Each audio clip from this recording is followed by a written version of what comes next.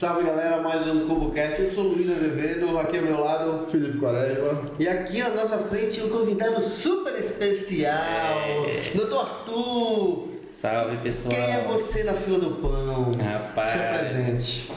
Bom, boa noite, gente. Eu me chamo Arthur Couto, sou psicólogo, já moro aqui na cidade de vocês há alguns anos e venho trabalhando no município, em várias frentes de trabalho. E hoje fui chamado aqui por vocês, né, para a gente trocar uma ideia sobre saúde mental, sobre as questões que envolvem aí tudo, né, das políticas públicas que tem a ver de alguma forma com a saúde mental, né? Eu só não vou pedir pra cortar, porque eu já cortei antes, mas, porra, o Arthur, ele falou que ele é psicólogo, mas na verdade ele é músico, a gente vai falar sobre isso. Ele é fotógrafo, a gente vai conversar sobre isso. Porra, ele é um pai extraordinário, assim, por essa família ali, então, né? Além do esposo, né? Maravilhoso, da minha amiga Mari. Arthur, você falou que tá há uma temporada já aqui em Abaeté, e aí, conta um pouquinho da tua infância aí, cara, como foi em Belém, né? Belém. Eu sou de Belém, criado no bairro da Pedreira, lá na Marquês de Herval. Pode crer. E aí estive por lá até o momento que eu casei. E aí foi quando eu conheci a Mari, na Sai de Abaeté é UFPA. foda. A minha mãe tem uma amiga que dizia, olha, toma cuidado com essas pequenas de Abaeté. Elas são perigosas, né? E aí a gente se encontrou durante a faculdade e aí que eu vim morar para Abaetetuba, mas até então sempre em Belém, que é uma cidade que eu gosto muito. Mas devo confessar que já há algum tempo já não penso em retornar a Belém, porque Belém realmente é um lugar bem difícil, bem complexo, né? E sem falar também das coisas boas que a Abaetetuba oferece. Mas, assim, teu primeiro contato em Abaeté, tu ainda namorava com a Mari? Sim. Como foi? Assim, tu chegou na cidade ou tu já conhecia a cidade? Não, eu tinha vindo uma vez aqui tocar. Vamos há falar um sobre tempo. isso daqui a pouco. Tinha uma banda de reggae e rock chamada Interferência.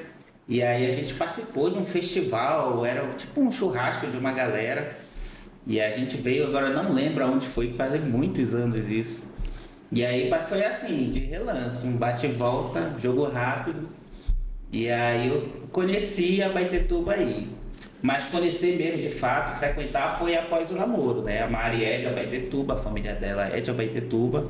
E aí desde o início do namoro a gente vem ensaiando vindas, né? Mas primeiro mais como visitante e tal.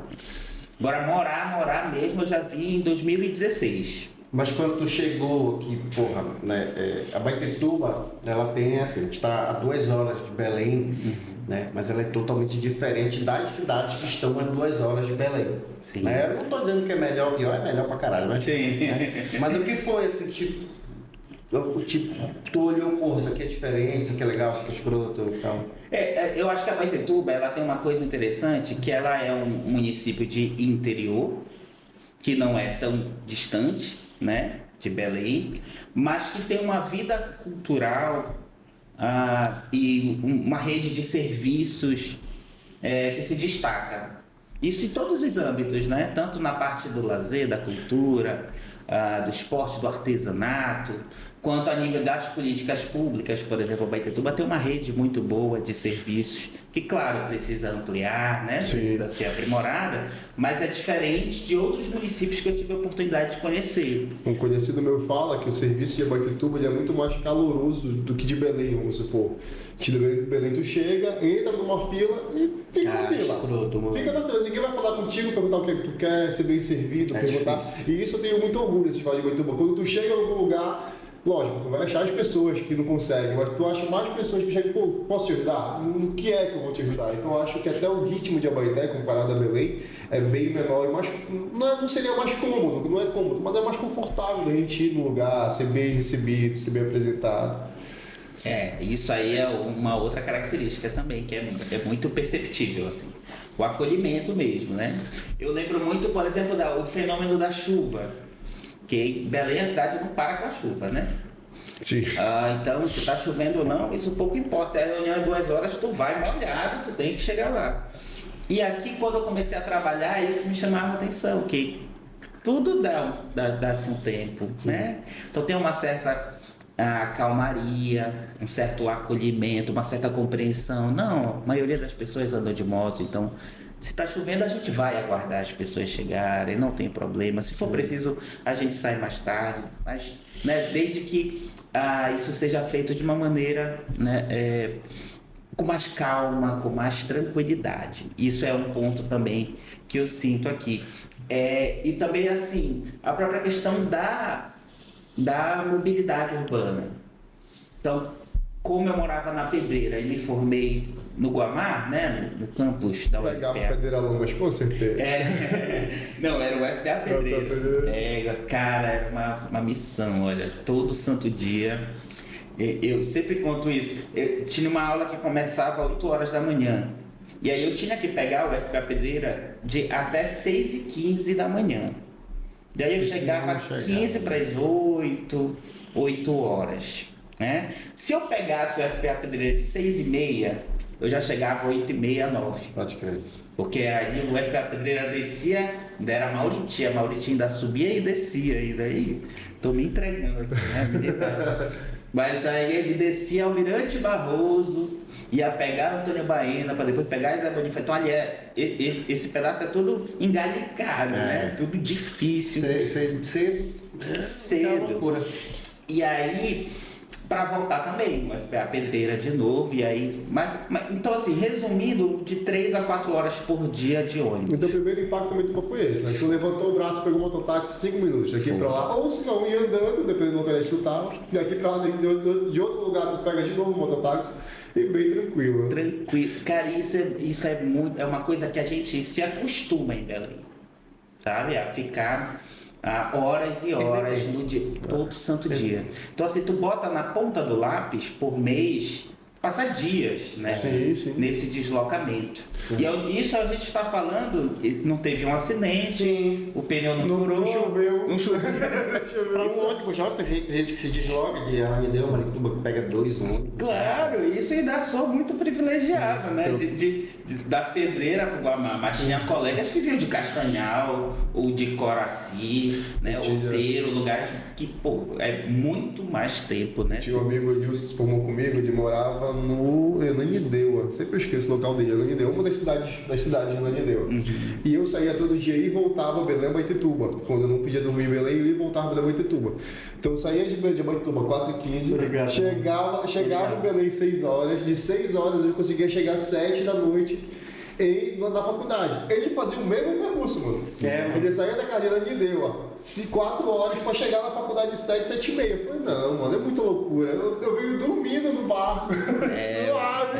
Belém tem um nível muito frenético de vida, assim. Eu falo quando eu voltei pra Baitetuba, que eu ia e voltava no último ano, eu resolvi trabalhar em Belém. Quando eu cheguei no Baitetuba, eu não sabia o que era o intervalo do almoço. Porra, só tu poder chegar na tua casa, ter aquela qualidade, porra, vamos almoçar e deitar meia hora aqui, almoçar em casa, não sabia o que era almoçar em casa, Belém.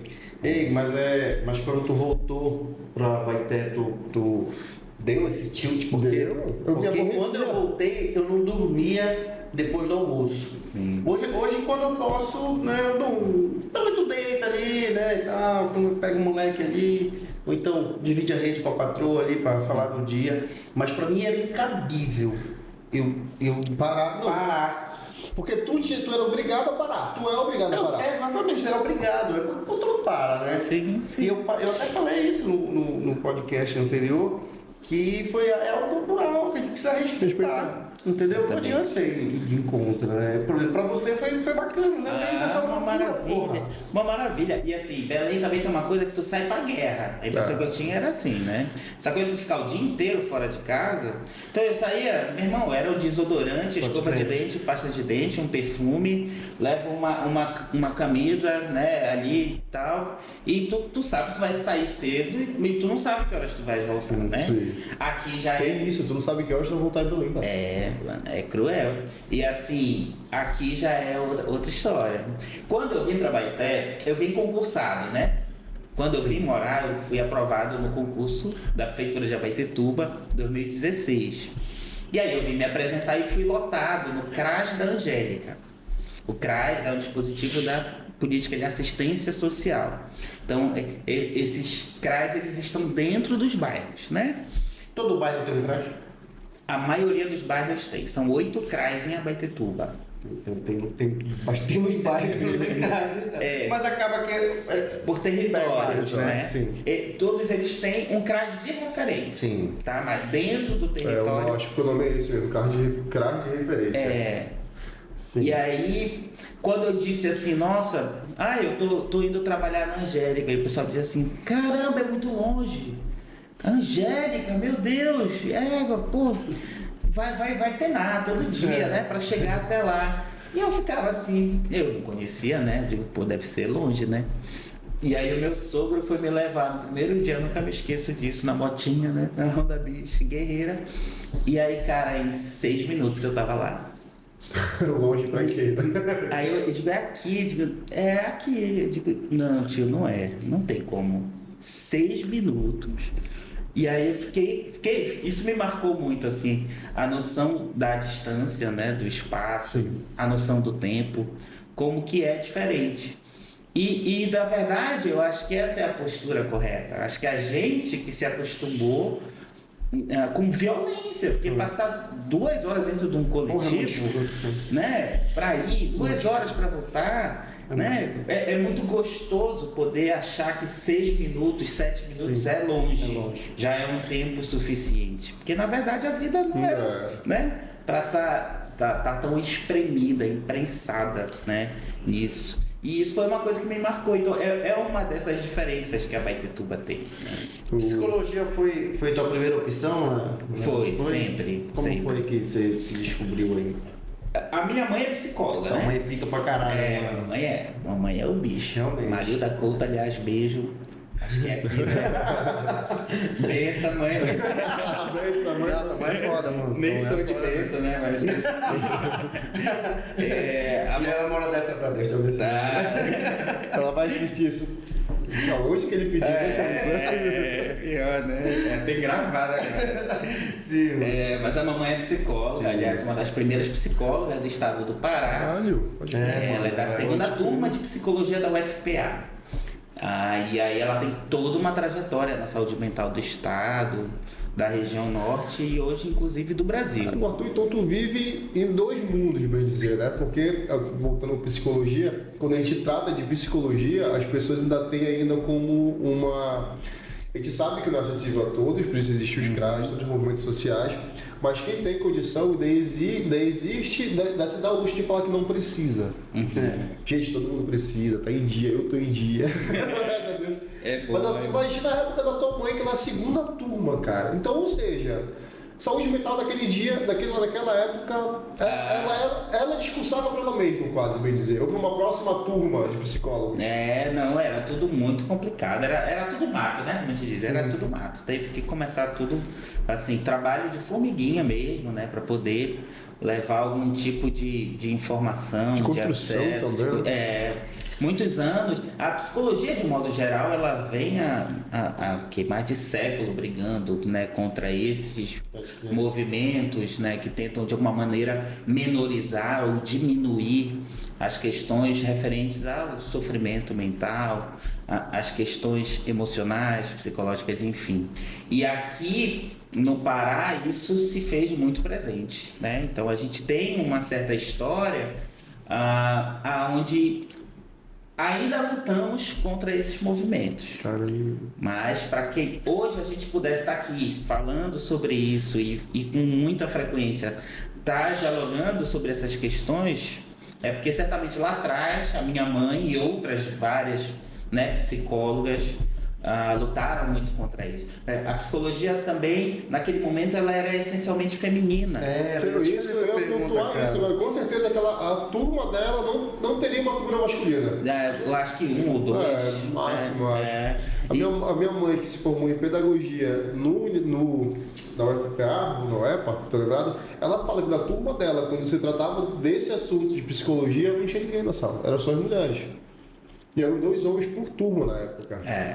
E isso hoje a gente vê já uma mudança, né? Hoje a gente observa dentro das faculdades um certo equilíbrio com uma leve predominância das mulheres, né? Mas nós homens podermos assumir esse papel também, isso são outros terrenos que a gente tem que ir capinando, né? Que a gente precisa seguir numa construção. Mas naquele momento realmente era tudo muito, muito difícil. Inclusive para os próprios psicólogos, para as próprias psicólogas poderem cuidar da sua saúde mental. Então ela comenta que era de certa maneira comum, porque era o que tinha, dos professores serem os terapeutas. Caramba! E na época era obrigatório, né? Se não me engano, não é obrigatório ter esse acompanhamento? Não é exatamente uma obrigatoriedade, é uma recomendação fortíssima. Né? Até onde eu sei, não tem uma lei, algo, né, que obrigue, mas é extremamente recomendado porque você vai tocar em questões, muita coisa sensíveis. Sim, cara. Mas e aí, como claro, né, deu perceber a referência da tua mãe e tudo mais, segundo a tua. Mas isso para chegar até você, se você seguir com profissão. Porque você não é filho único, né? Não. Tenho 2 irmãos mais velhos. Todos seguiram a carreira? Não. Um é piloto de avião e o outro trabalha com comércio exterior. Pois é, só você Sim, seguiu. só eu. Como você acha que te beliscou aí? Eu sou o caçulinha, né? O xodó da mamãe. Sim. Mas assim, eu acho que teve sempre uma questão também de eu ir ao trabalho com a minha mãe. Minha mãe foi professora universitária. Tu ia com ela, mano? Várias vezes Pode eu crer. tive. Hoje eu tenho colegas de profissão que me enxergam por aí. Dizem, Arthur, pô, tu não lembra de mim? Tua mãe me levava na UNAMA, a mamãe deu aula na UNAMA. Ou então tava sempre nos eventos, porque a mamãe me carregava. Você tinha que idade? Cara, eu tinha 7, 8 anos. Mas tu não só ia, né? Mas assim, volta e meia não tinha celular, né? A gente leva o filho, mas ele ficava ali quietinho, fazendo... Lá não tinha muito isso, né? E em casa também, a gente frequentava... A gente tinha pessoas da área, né? A gente é de uma área, geralmente a gente convive com pessoas dessa área. E aí as conversas sempre, de alguma maneira, foram me instigando, me interessando. E aí eu lembro muito bem que, assim... corta, né, e vai lá pra minha adolescência, começa esse negócio de vestibular, o que tu vai fazer. Ensino médio no Colégio de Santa Catarina de Sena, em Belém. Era bem tradicional, né? Bem tradicional.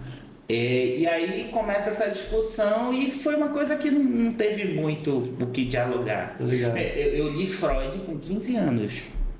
Ouvia tanto falar de Freud que aquilo me instigava. Então, assim, eu já estava meio que dentro.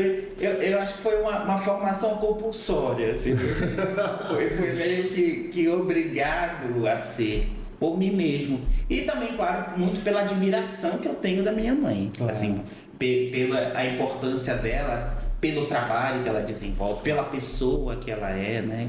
Então, isso meio que sempre me inspirou.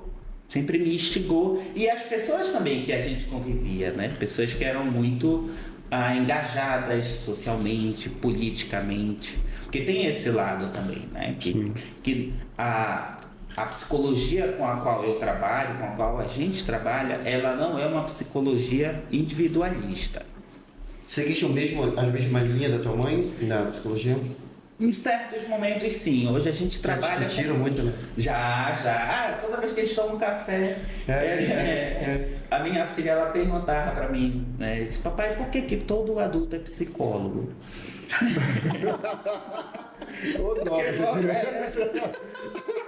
Porque volta e meia, essas conversas elas aparecem. E aí, né? Então, tudo de certa maneira vai acabar batendo aí. Mas a gente tem muitas consonâncias, né? E algumas questões, algumas divergências, assim. Mas assim, foi algo que desde cedo me foi colocado e eu topei. Também foi uma coisa necessária, mas que também teve questões difíceis, assim, porque não é uma profissão muito gostosa de ser, muito fácil, né? Dúvida, não é claro, algo... sem dúvida. A formação é difícil. Você eu entrava na faculdade esperando essas psicologias. Sim, entendi. E aí, vocês sabem como é início de curso, né? A gente começa a estudar um monte de coisa que, assim, tá muito longe do que aquilo que eu estudava, daquilo que eu queria aprender.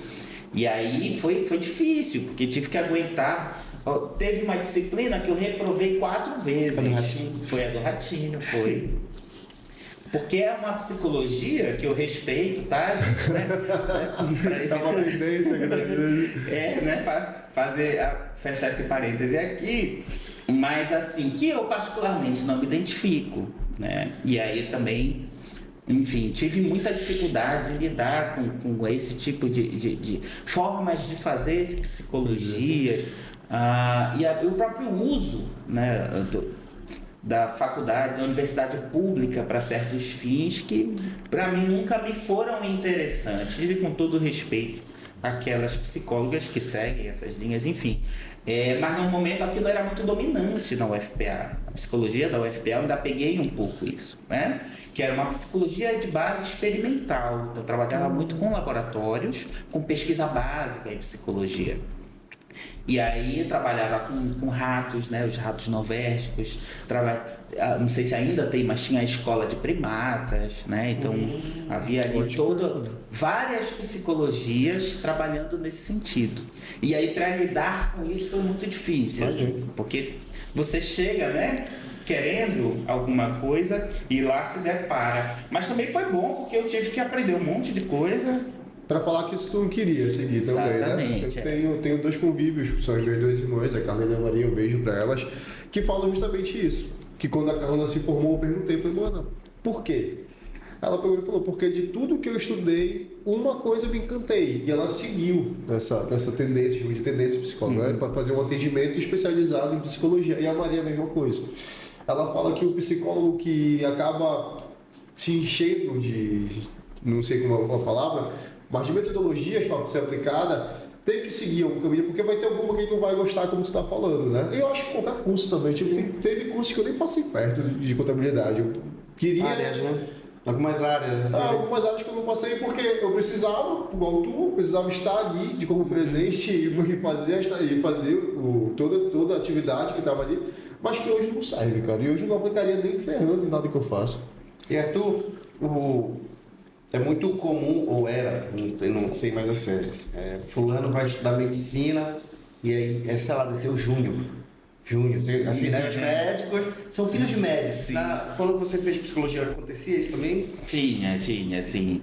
Eu sempre tive muito essa coisa do filho da Marilda. Sim. Né? Então... Mas teus amigos também eram filhos de psicólogo? Assim, os seus amigos não, os teus colegas eram poucos?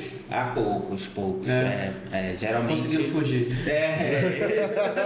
Eles se libertaram. Mas não me recordo tanto, assim, até porque a psicologia, embora tenha um início muito elitizado, né, ela não foi uma formação. Uma psicóloga, ela não vai ter um rendimento suficiente que atraia pessoas, né, enfim, que já tem um poder, já tem uma família, né, já tem uma certa tradição ali econômica, enfim.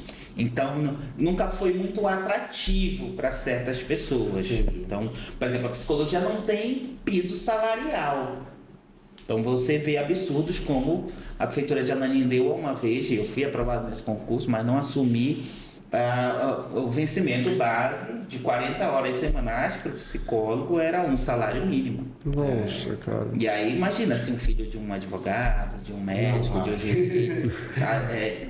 A maioria, eu creio, né? Na verdade, ninguém deveria, né? Ninguém deveria. Sim. A própria valorização faz isso, a desvalorização, perdão, faria isso também. Porque acaba ficando uma coisa... E é uma formação longa, né? São 5 anos. Né? A banda dessa época? A banda é um pouco antes da faculdade. Na escola? Mas aí era uma outra banda, era uma banda pra galera da escola. Essa outra banda aí que eu vim pra Baetetuba já era uma onda pra ganhar uma grana mesmo. Mas era a galera da faculdade mesmo, clássica, assim? Tinha os 2 da faculdade, os 2 aí de outros cantos. A gente montou uma história, assim, foi uma coisa, tem uma guitarra, não sei o que, vai ter uma festa do centro acadêmico. Tu canta? Então tá, vou trazer e tal. Tu tocava guitarra? Guitarra e violão. E aí tinha um colega meu, Rodrigo, que ele era vocalista. psicólogo hoje também. E aí ali pelos corredores da universidade, e ali no Vadião, na beira do rio, aquelas ondinhas que Tocaram no sempre tem. Mormaço? Toquei, cheguei a tocar no Mormaço. Mormaço era um ponte bom pra Do reggae, do reggae era o melhor ponte de Belém do Mormaço. Era muito da hora. bom. Adorava, aliás. O Mormaço tinha uma época que toda sexta-feira era só rock autoral. Lembram disso? Cheguei a ver Madame Satã, Eu cheguei no Satã lá, mano. Era uma galera assim que... Ah, vocês tinham músicas próprias? Não, com essa banda não. Oh. Mas eu acompanhava muito, Pode assim. crer. Então tinha um pouco desse contato.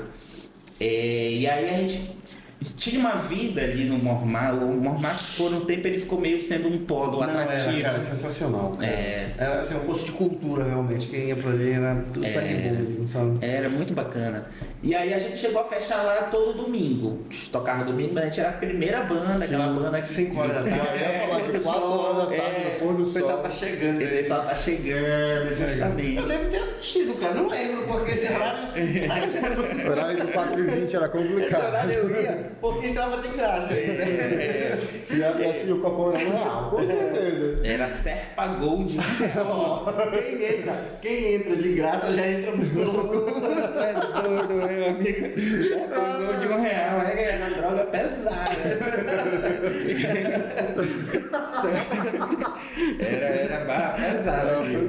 Mas foi um momento muito bacana, assim. E aí a banda começou a fluir, né? Assim, ter chegado no Mormaço já foi meio que já pro fim da banda. Foi exatamente o que eu te falei, né? Era um toque ali, né? Sim. O Arthur, não sei se foi com essa banda, ou foi um grupo de amigos, tocou no casamento dele, muito da hora.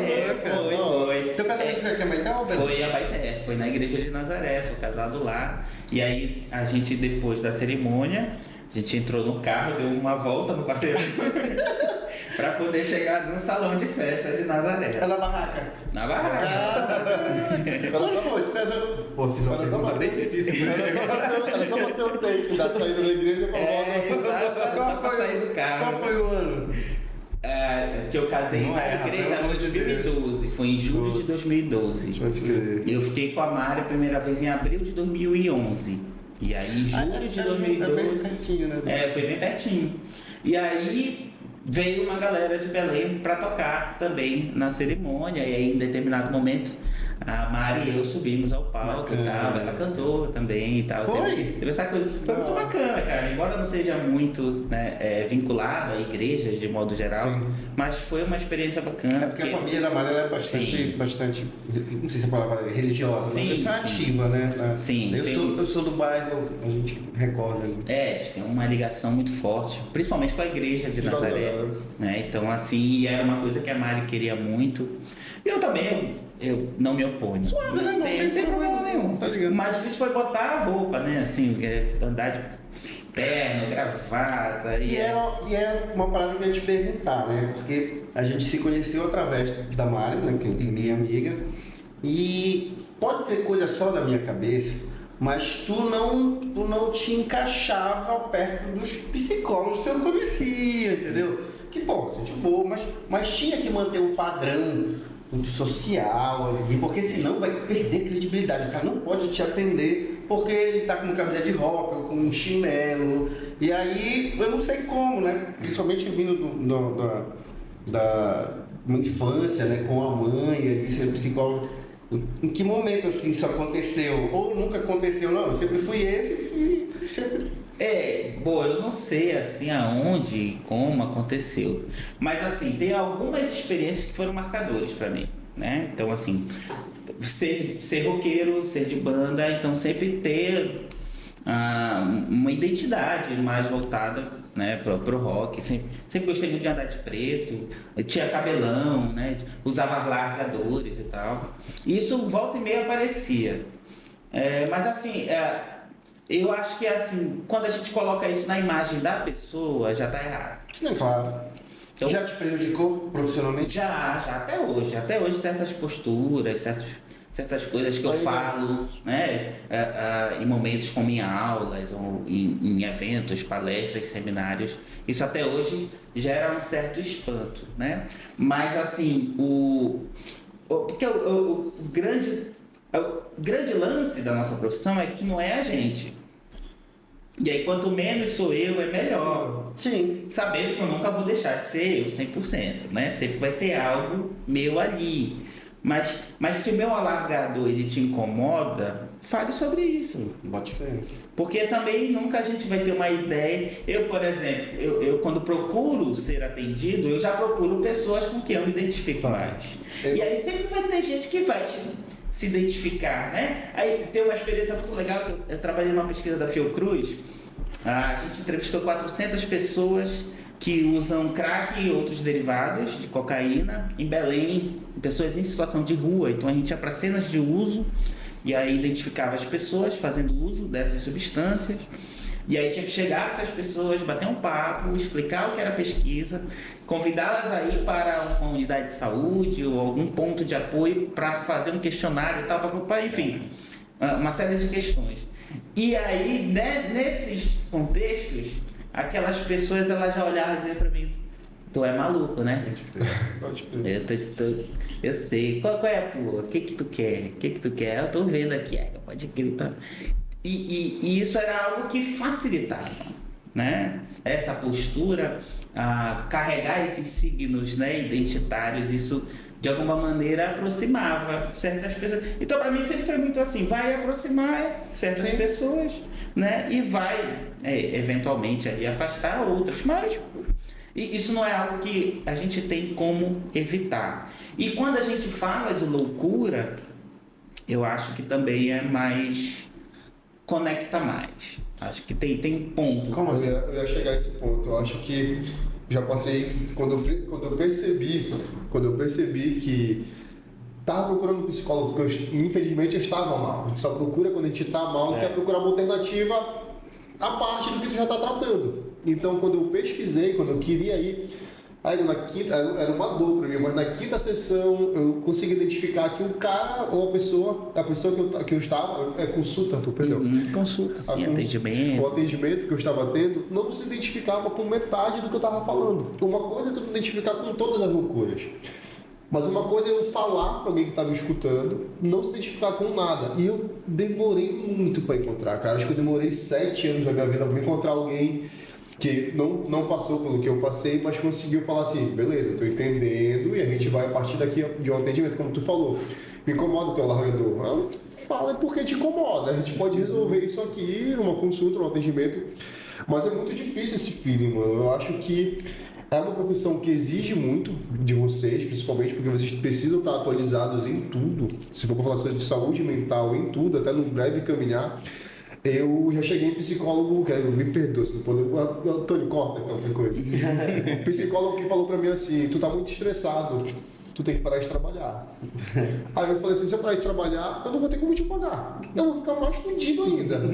Você vai ficar mais fudido ainda. Até eu conseguir. Até ela falava que a minha carga exaustiva de trabalho estava mais com o meu corpo. Sim. Só que na época eu tinha que trabalhar muito para ganhar razoável. Estava no começo da contabilidade. Então, quando tu sai da faculdade, tu sai e é isso aqui. Quando ela falou isso, eu falei: cara, a gente não tá no mesmo mundo. Não é possível. Eu sei que o meu mundo tá muito confuso, mas tu veio me falar para me sair. Então, essa identificação com o profissional que é atendido, cara, eu consegui finalmente, depois de muitos anos, ter um feeling assim bacana, me sentir à vontade para falar, porque tem que sentir à vontade. E é muito isso que tu falou, de tu ir no lugar. Alguns dos teus colegas não conseguiram ter aquela comunicação logo que tu conseguiu. Porque no mínimo aquele cara estava vendo algo parecido em ti. Exatamente. Podia não ser tudo, mas algo parecido assim, eu acho uma construção muito da hora, porque precisa de confiança, tu tá no atendimento, precisa de confiança, tu precisa estar à vontade no atendimento, tu começa a entender que não é ele que vai falar sobre a tua dor, é tu que vai falar sobre a tua dor, ele vai te ajudar a entender, ele não vai te dar... É uma loucura, assim. A partir do momento que tu organiza na tua cabeça isso, graças a vocês, professores de psicologia, a gente consegue ter uma vida mais suave, assim. Demora pra gente achar essa pessoa, mas eu acho que tendo esses caminhos é muito melhor, assim. Pois é, e aí a minha experiência, né, de atendimento, que era que eu te perguntar, ela é online. E assim, atendimento online já existia antes da pandemia, por exemplo, psicólogo?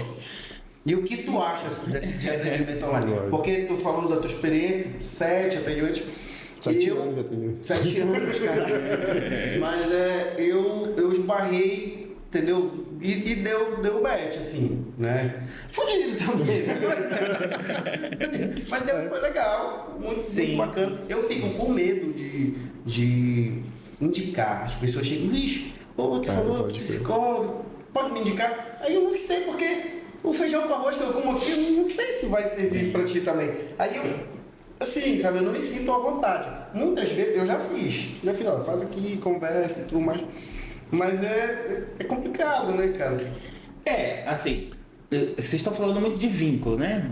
Essa coisa do poder se conectar, do poder sentir uma certa abertura. Se a pessoa tá no mesmo mundo que eu, né? Se tá atrás de uma tela ou não e tal. E isso vai muito do feeling, né? Tem esse termo na música, né? Essa pegada, esse ajuste aqui dessa conexão que a gente tem que encontrar o que funciona para ti e o que funciona para ti, né? Então, o virtual, a psicologia sempre teve uma postura muito anti-atendimento online. Sim. Porque a gente entende que, enfim, isso traz perdas. A gente tem perdas de determinados processos que a gente está avaliando. E a gente sabe isso com muita facilidade quando a gente se encontra virtualmente, quando a gente se encontra presencialmente. A intensidade de trocas é muito maior. Mas com a pandemia, isso, né, saiu. Então, haviam experiências, mas foi regulamentado a partir da pandemia da Covid-19, foi quando o Conselho Federal de Psicologia discutiu com a categoria e aí foi estabelecido, né, a possibilidade, né, desse tipo de intervenção. Se funciona ou não funciona, vai muito para quem tem ou não essa disponibilidade. Porque às vezes tu queres o presencial, mas tu não tem alguém disponível. Mais ou menos nesse sentido. Então, por exemplo, você demorou para encontrar uma pessoa. Imagina que se você se mude para uma outra cidade, será que você queria quebrar esse vínculo ou prefere manter um vínculo com essa pessoa à distância, ainda que seja à distância? Infelizmente tem outros problemas, né? Porque se a gente tirar ali onde cabe o setor público, né? Que existe um atendimento, vai da mudança da pessoa para um outro estado, outra cidade, precisa quebrar, vai de plano de saúde que não te atende, né? E aí, eu queria te falar o que eu percebi, não que eu conhecesse antes, mas é um comércio muito grande, porque quando eu comecei a procurar, e aí esse bichinho aqui, ele escuta tudo que a gente fala, e aí fiz uma pesquisa, começou a aparecer, e aí eu peço os pacotes já, entendeu? Não sei quantas sessões. Falei, cara, é tentador, porque é bem mais barato e tudo mais, mas, pô, será que vai funcionar separado, entendeu? Funciona. Não, eu tô falando no sentido de ser um pacote engessado, sabe? Vai ser mais uma questão financeira do que... Tu acaba escolhendo pelo financeiro e não pelo profissional. Esse aí é um perigo que a gente corre, né? Eu recordo que quando meu primeiro contato com essa psicóloga, eu recordo, não sei nem se a pessoa que está falando comigo existe realmente assim, né? E eu recordo de falar o atendimento dela. Falei, pô, mas o atendimento dela sem sentar. Ela falou, mano, da hora, você tá precisando. Não falou com essas palavras, porque seria profissional o suficiente para não fazer, mas como amiga, sabe? Sim. Então porra, como eu falei, eu dei match e eu dei sorte ali, cara, mas sim, rolando pro Instagram do lado eu tinha um mais baratinho, sabe? E aí quantas pessoas não vão no mais baratinho? Não tô dizendo que o baratinho é pior, mas vira comércio, né? Exatamente, porque aí a gente vai entrar num outro campo de medicalização da vida, né? Daí da psicologização de tudo. Então hoje tudo vira transtorno, hoje tudo vira sofrimento. E aí tem gente chorando e tem gente querendo vender lenço. Caralho. Né? Então desse processo a gente tem também que ter muito cuidado. nas escolhas. Então, é sempre bom suspeitar promessas muito fáceis, né? Pessoas que já estão aqui de alguma maneira te garantindo que em pouco tempo tua vida vai mudar para sempre, né? Enfim, e o próprio Conselho Federal de Psicologia tem uma postura muito, ao meu ver, correta nesse sentido, né? Mas eu acho que então, tem que ser assim. até psicólogo fazer propaganda. Pode fazer? Tem gente que lê, né? Tem assim, um código de ética de vocês que alguma coisa não pode colocar valores na propaganda. não se pode. Umas linhas assim pequenininhas que não pode. Não se pode ter. Eu lembro da época do peixe urbano, vocês lembram do peixe urbano? Era tipo promoção que rolava, né? Comprava em pacote, coisa e tal, serviço. E aí o Conselho Federal de Psicologia se posicionou contra, justamente para evitar esse tipo de equívoco nessas práticas. Porque é um processo muito sério, né? E que não pode ser atropelado por demandas de ordem financeiras. Exato. Embora o dinheiro faça parte, obviamente. Mas isso não é um serviço que a gente pode, de alguma maneira, reduzir a qualidade dele para ampliar acesso. Mas que acesso é esse, né? Porque são práticas também muito perigosas, né? Estudar psicologia tem um sofrimento mental importante também. Ser psicólogo clínico tem um ponto aí em destaque, que é a questão do teu bem-estar também. Tem muita resistência nos cursos? Tem, a gente vê, né, assim, mas principalmente da clínica. A clínica geralmente é o lugar que todo mundo vai para o curso esperando a clínica. Sim. Eu acho que é a porta de entrada, né? Isso. E aí as pessoas elas vão. Pô, mas aquele sofazinho lá é muito da hora. Eu quero até uma dobra da vida. Como é o nome do sofazinho? É o nome, né? Tem, na psicanálise a gente chama de divã. É né? divã. O famoso Eu já divã. deitei muito no tempo. Esse trabalho que tu fizeste com moradores de rua foi só em Belém? Foi uma pesquisa nacional. A minha Na participação. verdade, a pergunta que eu ia falar assim, foi em Belém tudo concentrado em alguns bairros, como foi feito? Não, a gente tinha cenas de uso, né? Então a gente pegou ali o Porto do Sal, Ver o Peso, algumas praças, Praça da República. Seria mais ou menos onde tem o risco daquilo ali, né? Risco social dessas pessoas. Não, na verdade assim, era onde a saúde de Belém identificava como polos. um território que acontece aquele uso. Recentemente teve uma pesquisa que a Praça do Relógio, se eu não me engano. Praça do Relógio. A Praça do Relógio já está sim. virando uma. Eles estão também fazendo com essa movimentação, está virando uma Cracolândia. Ali tem uma cena de uso forte há um tempo já. Né? Faz tempo, já. No Barreiro, a gente fazia no Barreiro também. Então, assim, eram lugares que já sabíamos que tinham, né, certas movimentações acontecendo. Então, embora a gente saiba, né, que o uso de álcool e outras drogas eles têm em todos os bairros, enfim, né? A gente está vendo aí, essa parcela da população é a parcela que se joga uma visibilidade muito maior por várias questões sociais, né? Inclusive, tu percebe que é Maitetuba também? A Maitetuba tem cenas, mas são cenas mais tímidas. Então, no CRAS, por exemplo, eu cheguei a atender pessoas, mas poucas, com uso de crack. Você tem ali no território da feira de Abaeté, geralmente essa população ela está concentrada nos grandes centros comerciais. Então a gente observa e o olhar ele vai treinando a gente, né? Então até hoje quando eu estou batendo perna por ali eu fico atrás de cachimbo feito com latinha, né? Com pito, com enfim qualquer outro tipo de instrumental que possa ser feito, pedra também, né? Você consegue identificar alguns derivados. Você vê nas pessoas o uso do crack com esses cachimbos improvisados, ele gera algum tipo de marcas físicas no corpo, que são muito específicas. Os dedos, né? Eles ficam muito amarelados, amarronzados. Você vê uma série de problemas de pele, os dentes.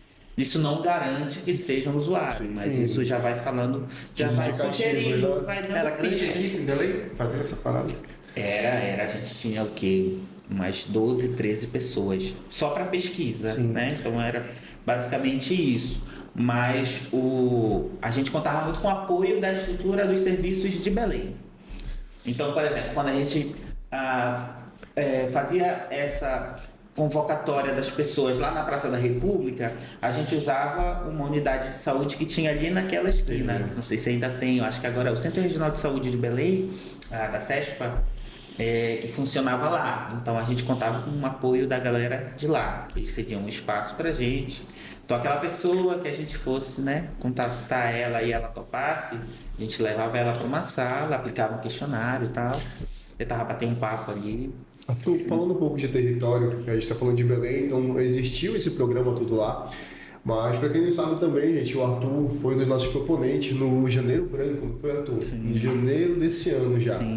E aquela ação teve uma repercussão muito grande no nosso YouTube, porque teve aquele documentário que a gente fez depois daquela roda de conversa.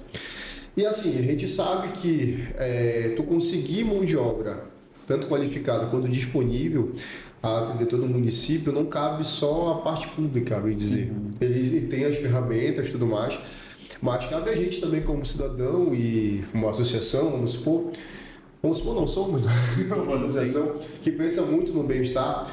Qual é a maneira que a gente pode, quais são as ferramentas que a gente poderia levar para a rua, para esses pequenos polos, como tu falou, pequenos indícios que você falou, não se tornar um furo muito grande daqui no futuro? Porque assim, eu entendo quando tu fala que é menor os indícios que existem polos com essa frequência em Boituva, mas é porque Boituva é muito interiorana. Então, tu tá no centro da cidade, mas em alguns bairros tem outros polos, vamos supor. E, pô, isso é muito interessante, tanto pra gente quanto pra parte pública, conseguir chegar. Às vezes não pode ter a ferramenta, às vezes pode não ter o projeto para isso, às vezes o projeto pode estar iniciando, mas eu sempre falo para todo mundo que precisa do primeiro passo, assim, dessa identificação, dessa solidariedade, em todos em prol da saúde mental do município. Então, as ferramentas que tanto uma pessoa comum, que é um PF, vamos supor, uma pessoa comum, tanto uma pessoa jurídica, sendo associação ou sendo uma instituição com fins lucrativos. Quais ferramentas a gente pode tentar começar, que é muito bom, porque não tem. No caso desse aí, tem só o CRAS, que você acabou de falar, CRAS e CAPES. Na verdade, dessa demanda específica, né, o ideal é tanto CRAS quanto CAPES, né, mas quem vai lidar com as questões de saúde mental desse uso, né, seria o CAPES-AD, que é o Centro de Atenção Psicossocial, Álcool e Outras Drogas. É o CAPES que lida com esse público específico. Né? Então, a gente tem basicamente, são 4 tipos de CAPES. então, temos os CAPES gerais, né, que é depressão, ansiedade, questões de esquizofrenia, enfim. Temos o CAPES-AD, que é voltado para o público, para a demanda específica de álcool e outras drogas. E temos o CAPES-I, né, que é para o público infanto-juvenil, pega um pouco de tudo isso aí. Mas o que fazer, eu tenho um lado meu professor, né? Eu também gosto, né? Eu tenho uma carreira acadêmica nisso, acredito muito no poder, né? Dos processos formativos e deformativos, principalmente, né? Nesse sentido especificamente, trabalhar esses pontos, essas relações, esses usos e eventualmente esses sofrimentos, né, que essas pessoas estão implicadas, do ponto de vista das equipes, das pessoas, dos territórios, para romper um certo olhar que existe com essas pessoas. Né? Então, se a gente falar que a saúde mental ela é meio que a prima pobre da saúde, ela ainda é, né? A saúde mental para álcool e outras drogas é a prima pobre da saúde mental. Caramba. Mais pobre ainda. Mais pobre ainda, né? Porque a gente tem várias questões, né, para isso. Mas, em geral... O indivíduo que está ali já é um indivíduo, né, cara, que a sociedade já não enxerga. Né? E aí é a pessoa que está num processo de exclusão social... Que é também da saúde mental, mas é um processo histórico, econômico, político, enfim, né? Então, existe por trás disso uma série de questões. Por exemplo, a atenção psicossocial voltado para o uso abusivo de álcool e outras drogas, a história dela é a criminalização. Então, da onde vem, né, o cuidado com as pessoas que usam substâncias, usam drogas, né? Ela vem de todo um aparato de décadas montado por um pressuposto de guerra às drogas. Sim. Lembrando que não existem guerras às drogas. Ninguém dá tiro num tijolo de cocaína. Né? No máximo uma facada, pra ver se ela não é. Pra ver a pureza, né? Quando a gente fala de guerra às drogas, a gente está falando de guerra de pessoas que usam, Entendi. Sim. pessoas que reprimem o uso, pessoas que comercializam essas substâncias, né? Então, e a guerra, ela não tem uma função de cuidar, de acolher. A função é de exterminar o inimigo. Não precisa nem combater, né? Seria de extermínio total É mesmo. de extermínio mesmo.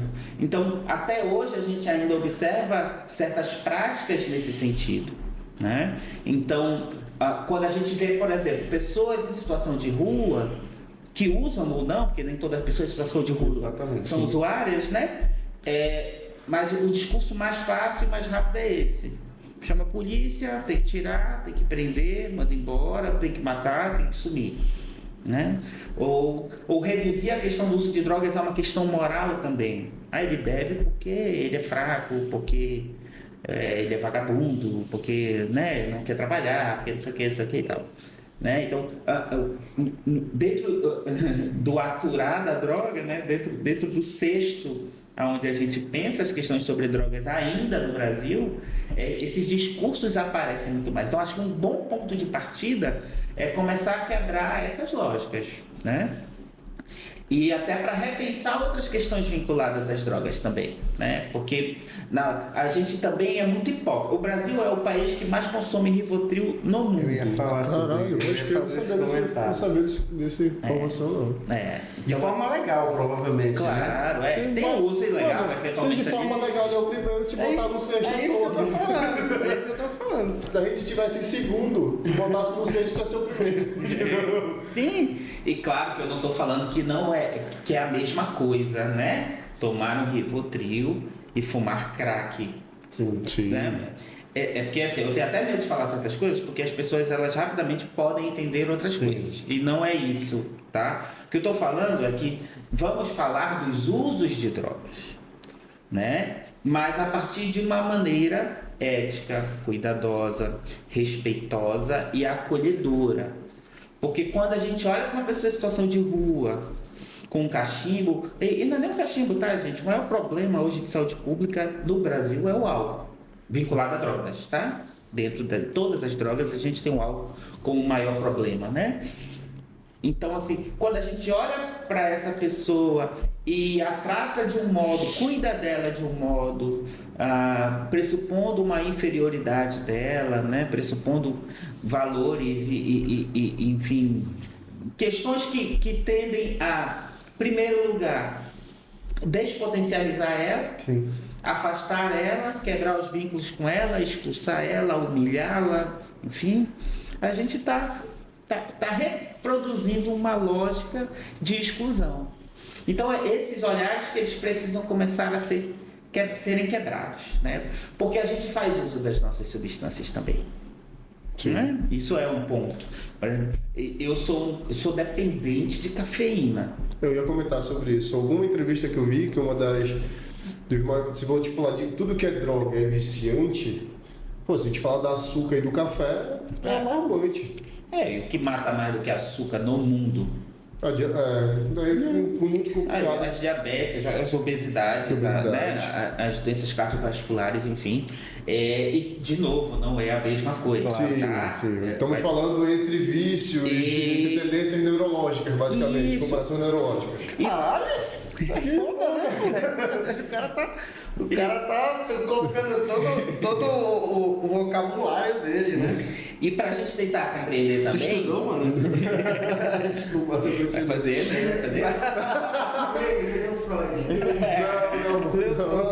Continua. Pra gente ter também uma noção de pensar as relações, porque o grande tchan da saúde mental nesse contexto é o que eu estou usando, por que eu estou usando, como que eu estou usando.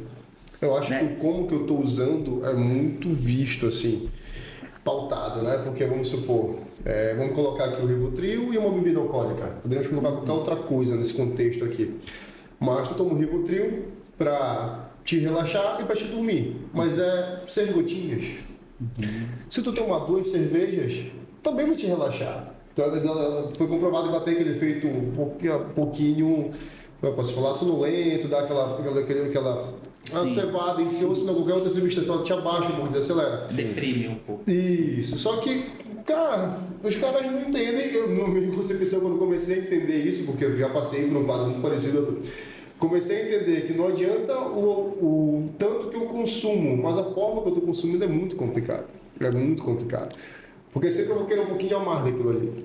E assim, a gente tem que compreender também que isso tem função na nossa vida. Sim, E quais são as funções que isso está exercendo, né? Então, fazer um uso, por exemplo, dentro do contexto terapêutico. Na saúde mental, a gente tem talvez uma das maiores ofertas que existam, principalmente na área da psiquiatria, seja o uso dos psicofármacos, né? Sim. As substâncias, os ansiolíticos, os antidepressivos, né? Os antipsicóticos, enfim. Eles têm um papel muito importante na saúde mental. Mas, além disso, a gente precisa pensar também que dentro desse contexto terapêutico isso tem uma função, né? Mas tem usos que fogem dessa função. Então você vai ver isso, a gente precisa falar também, né? A gente vai ver pessoas que têm um certo uso prescrito, mas que fazem o dobro do uso disso, ou não fazem, tem a prescrição, né? Tem a terapêutica ali aplicada, envolvida, esperada, mas as pessoas interrompem esse uso, ou trocam medicações entre si. É muito comum a gente ver em grupos de WhatsApp hoje, olha, eu tenho um Rivotril aqui, alguém quer? Agora essa questão, além disso, a pessoa parou de tomar porque existem os efeitos colaterais, né? Alguns, acredito eu. Mas tem a questão social, sabe? Hoje já se fala de uma maneira mais normal, mais tranquila. Faço terapia, né? Mas assim, cara, poucos anos atrás, o cara que fazia terapia, não, tá louco. Né? E aí, por exemplo, porque a gente está no Setembro Amarelo, cara, imagina para a pessoa, mesmo dentro da tua profissão, falar sobre suicídio. Deve ser um negócio. Deve ser. Cara, é um tabu. Eu enxergo isso na sociedade como um tabu, entendeu? No qual a gente discute, eu falo a gente assim, a sociedade, né? Se promove esse trabalho, que é importante, claro. Mas, assim, bicho, é muito complicado. Eu enxergo dessa maneira, entendeu? Sejam pelas biografias de artistas, né, que cometeram suicídio, ou pessoas que a gente conhece, que tentaram, ou até amigos que se foram, e tudo percebe que não conversa, cara. A parada, tô falando de fora, né, longe de ser profissional, mas não conversa, porque é tabu, cara, entendeu? É como assim, não é uma ferida, é uma ferida. Vou no médico, vai passar remédio. Exatamente, mano, vai no médico, essa parada aí, o cara vai. Bicho, tu vai perder tua perna, mano, se tu não for. Não se trata dessa maneira. E não eu vejo que é meio que vergonha, sabe? Por quê? Porque é fraco, muito se diz. Tem a questão religiosa, que você sabe, né? Que isso é falta de Deus, falta de igreja, né? Cara, eu não enxergo. Eu acredito muito na evolução do ser humano. O ser humano é foda, nós somos, sabe? Nós vamos encontrar meios de resolver problemas. Infelizmente criamos outros para resolver, né? Sim. Mas então a gente vai chegar lá, mas eu passo muito de formiga, cara. Muito de formiga. E aí como vocês, eu falo a classe, né? Claro, porque cada um tem um sentido de vida. Como vocês enxergam, por exemplo, o Setembro Amarelo? Então, tem muita, enfim, a psicologia tem muitas tendências, né? Tem muitas abordagens, muitas perspectivas e tal. Particularmente, eu gosto. Aliás, eu gosto de todas essas cores, todas essas cores. A Cubo também gosta. A Cubo também adora. Eu gosto. O que eu acho que é perigoso é reduzir para um mês. que é isso, para um dia, né? O que não é o que vocês fazem, porque eu acompanho vocês, né? A gente volta e meia tá junto, mas a gente entende que tem instituições que só trabalham essas causas, né, nesses momentos, o que já é bom. Sim. Eu acho que quem não tem nada, se tiver um, já é alguma coisa. Que a gente alcance uma pessoa numa ação, eu acho que já valeu a pena, tá? Mas tem muitas críticas nesse sentido, né? De que vamos reduzir o problema a um negocinho para pendurar aqui, né? Enfim. E aí realmente eu acho que nesse sentido a gente pode estar falhando, né? A gente precisaria falar mais e tocar nesses temas tão delicados de uma maneira mais frequente, com mais naturalidade, né? Eu particularmente gosto, desde que não se reduza a saúde mental a isso, ou a condutas também muito prescritivas. Não, mas uma prescrição para esse momento que a gente está vendo que é setembro, como tu vai prevenir uma pessoa que está no ápice da vida dela querendo se suicidar? Pois é quase ridículo tu pegar, olha, esse aqui é a receita. Cara. Exatamente. E muita gente faz isso. Sabe? Tem tipo receita de bolo para ser feliz, né? Para evitar suicídio, né? Enfim, então sim. Isso entra naquele ponto que a gente estava falando há pouco, que era de comercialização dos pacotes psicólogos. Sim, também. Aí, então tudo acaba juntando, se transformando numa bomba. Porque assim, problemas complexos exigem respostas complexas. Não dá para simplificar questões que são complexas. São extremamente complexas. Tanto do ponto de vista da saúde mental, que quando a gente fala de suicídio, comportamentos suicidas, né, ideações, planejamento... Eu adoro derrubar os vídeos que te falam sobre isso. É verdade. Ficou puto, eu falei só. Nosso alcance não é tão grande assim pra gente derrubar. Hoje a gente tava falando sobre... vocês não são felca aí. Mas assim, quando a gente fala dessas questões, a gente está falando aí de momentos de crises. Sim. Eminentemente, a gente fala de situações que envolvem um desarranjo emocional, familiar, ocupacional, social, cultural, né? Que leva pessoas a esse extremo. Ok? Então, observem que só nessa frase tem aí 1 milhão de questões que a gente precisa dar conta, que a gente precisa observar. Então, dizer faça isso, faça aquilo, ok, pode ser que funcione. Mas, e é interessante porque isso na clínica fica muito claro. Existe também um limite para a informação. As pessoas que estão vivendo situações de crise, elas sabem que se ela caminhar, elas vão ter uma melhora. Sim. E legal que ela saiba disso, né? Sim. Mas falta algo além. Claro. Então a informação, ela tem o seu papel, mas ela também precisa de outros processos acontecerem até para ela virar conhecimento de vida, para ela fazer sentido, né? Uma coisa é você entender, por exemplo, que para evitar a transmissão de algumas questões sexualmente transmissíveis, você precisa usar o preservativo. Outra coisa é você conseguir colocar isso em prática na sua relação.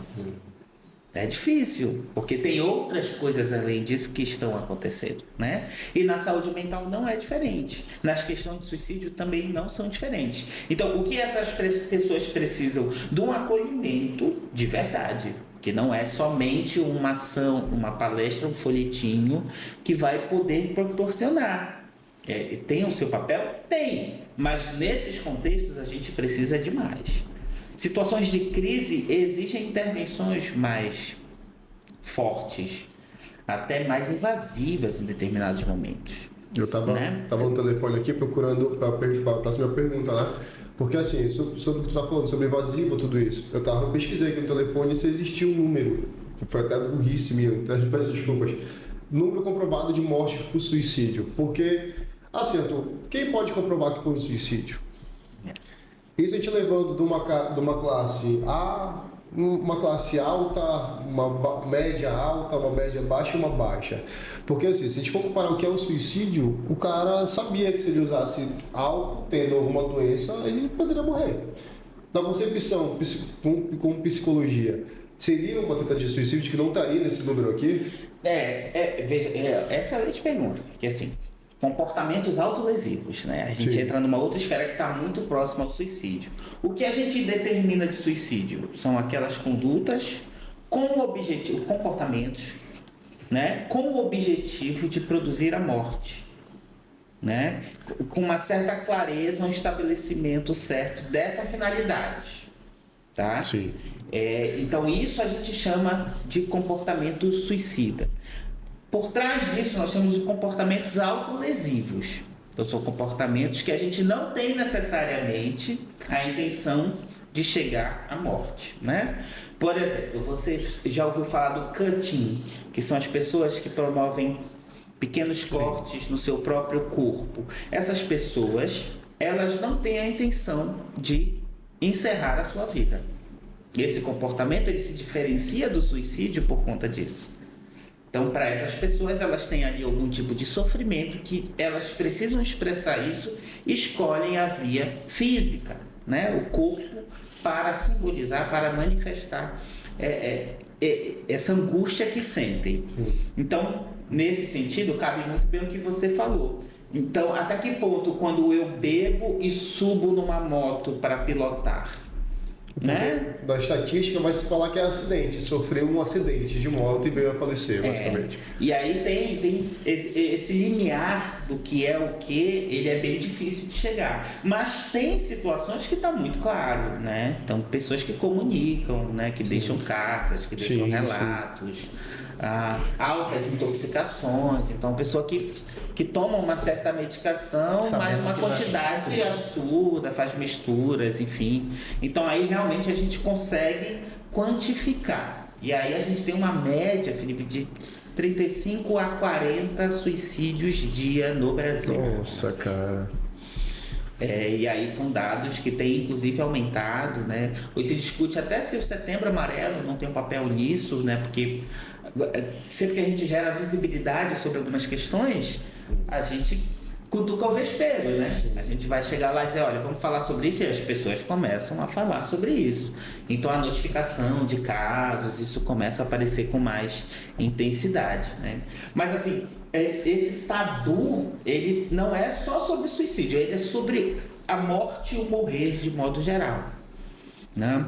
O Michel Foucault, que é um pensador, um filósofo francês, ele cria um conceito... Foi isso do filme Tropa de Elite.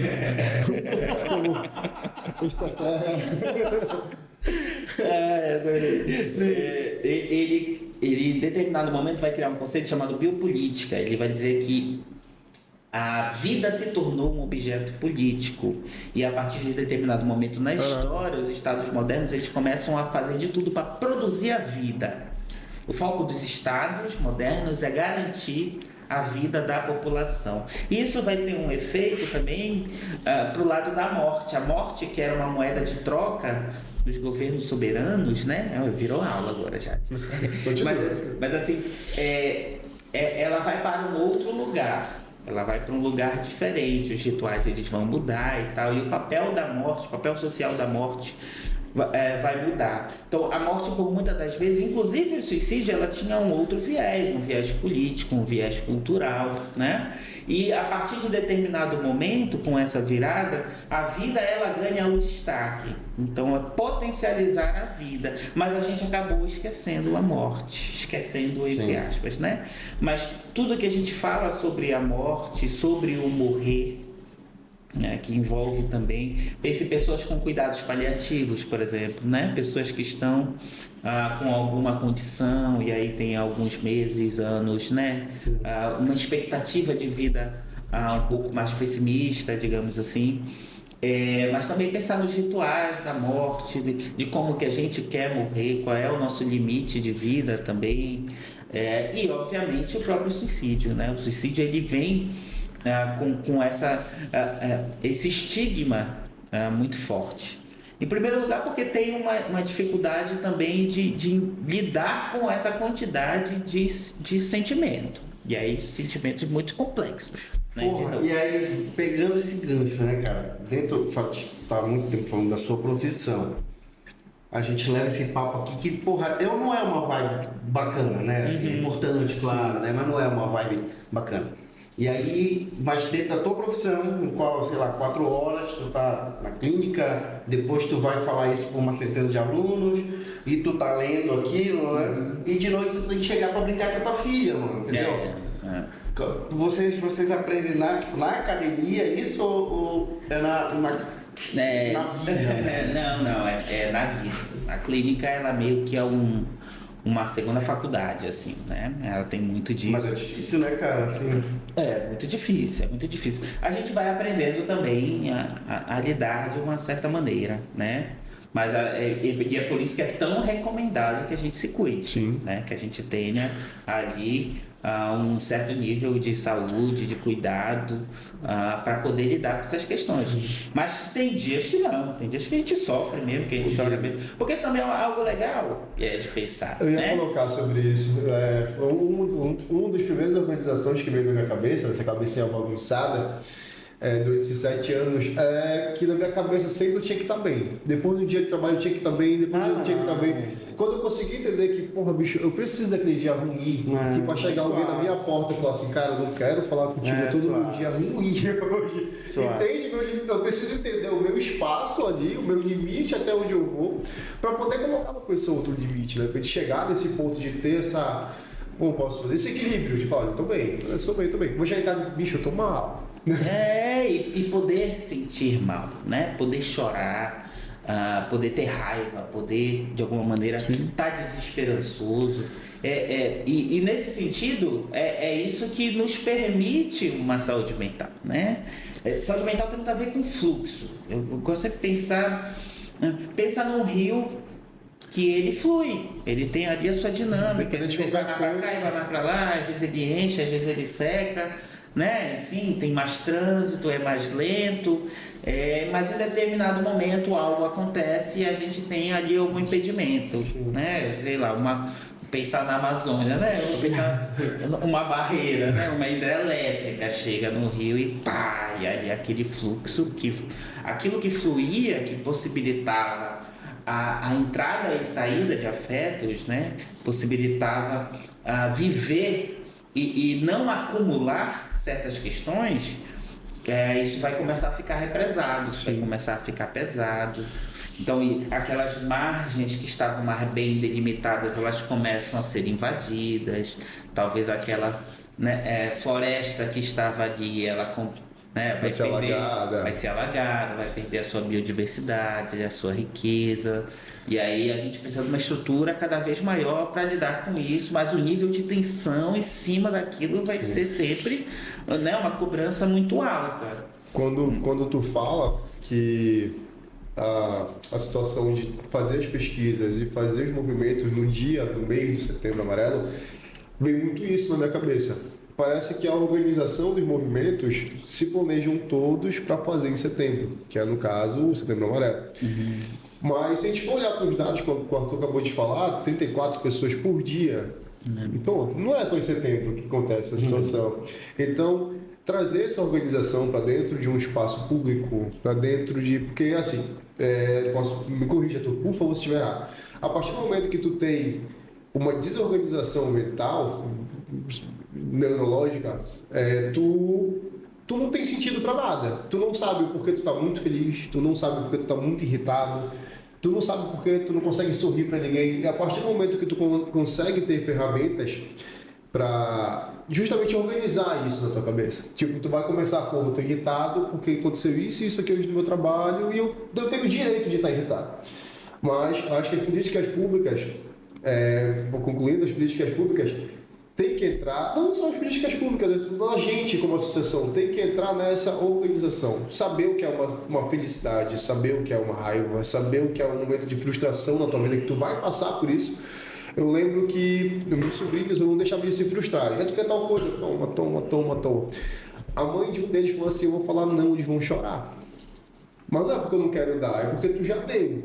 Então a parte de se frustrar em organização de tudo isso, se deve também um pouco à parte pública que a gente pode vir aplicar como cidadão, como associação, como fins municipais, estaduais, federais, e conseguir trazer essas pessoas para ter esse diálogo. Eu acho que a pergunta é essa, tu acha que usando essas ferramentas, como nós, cidadãos de Abaetuba, traria uma leveza ao município sobre isso que a gente está conversando sobre aqui, independente de qualquer coisa que seja Setembro Amarelo, seja Janeiro Branco, mas sim uma constância de movimentação. Claro, para mim isso é muito claro o papel que a gente tem que ter enquanto sociedade, né?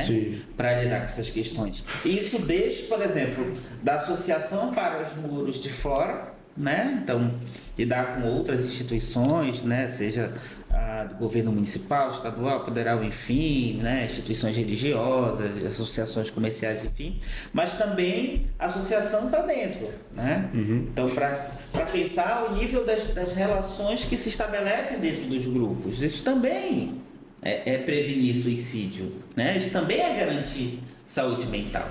É quando a gente consegue, de uma maneira ou de outra, dar visibilidade a essas questões, promover certos níveis de escuta que são importantes, né? E isso é muito comum. Vocês devem ter dia que alguém chega meio bicado aqui. Todo dia.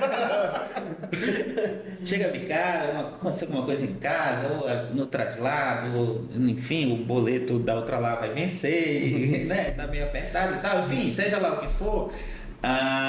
E aí é possível criar um ambiente onde se tenha essa sensibilidade de dizer, opa, Felipe não tá bem, tem alguma coisa aí. Pode crer. E aí, mano, beleza? Como é que tá? Ó, tô aqui, qualquer coisa e tal. Né? Do que já chegar aí, pô, por que isso aqui que tu tá assim? E aí já vira logo uma mundial, né? Mas criar certos relações de trabalho mesmo que possam acolher esse tipo de demanda. E não dizer assim, mano, engole teu choro, né? Muitas empresas dizem isso assim, olha, quando tu chegar aqui, tu deixa teu sofrimento lá fora. Crer. Eu já passei por isso.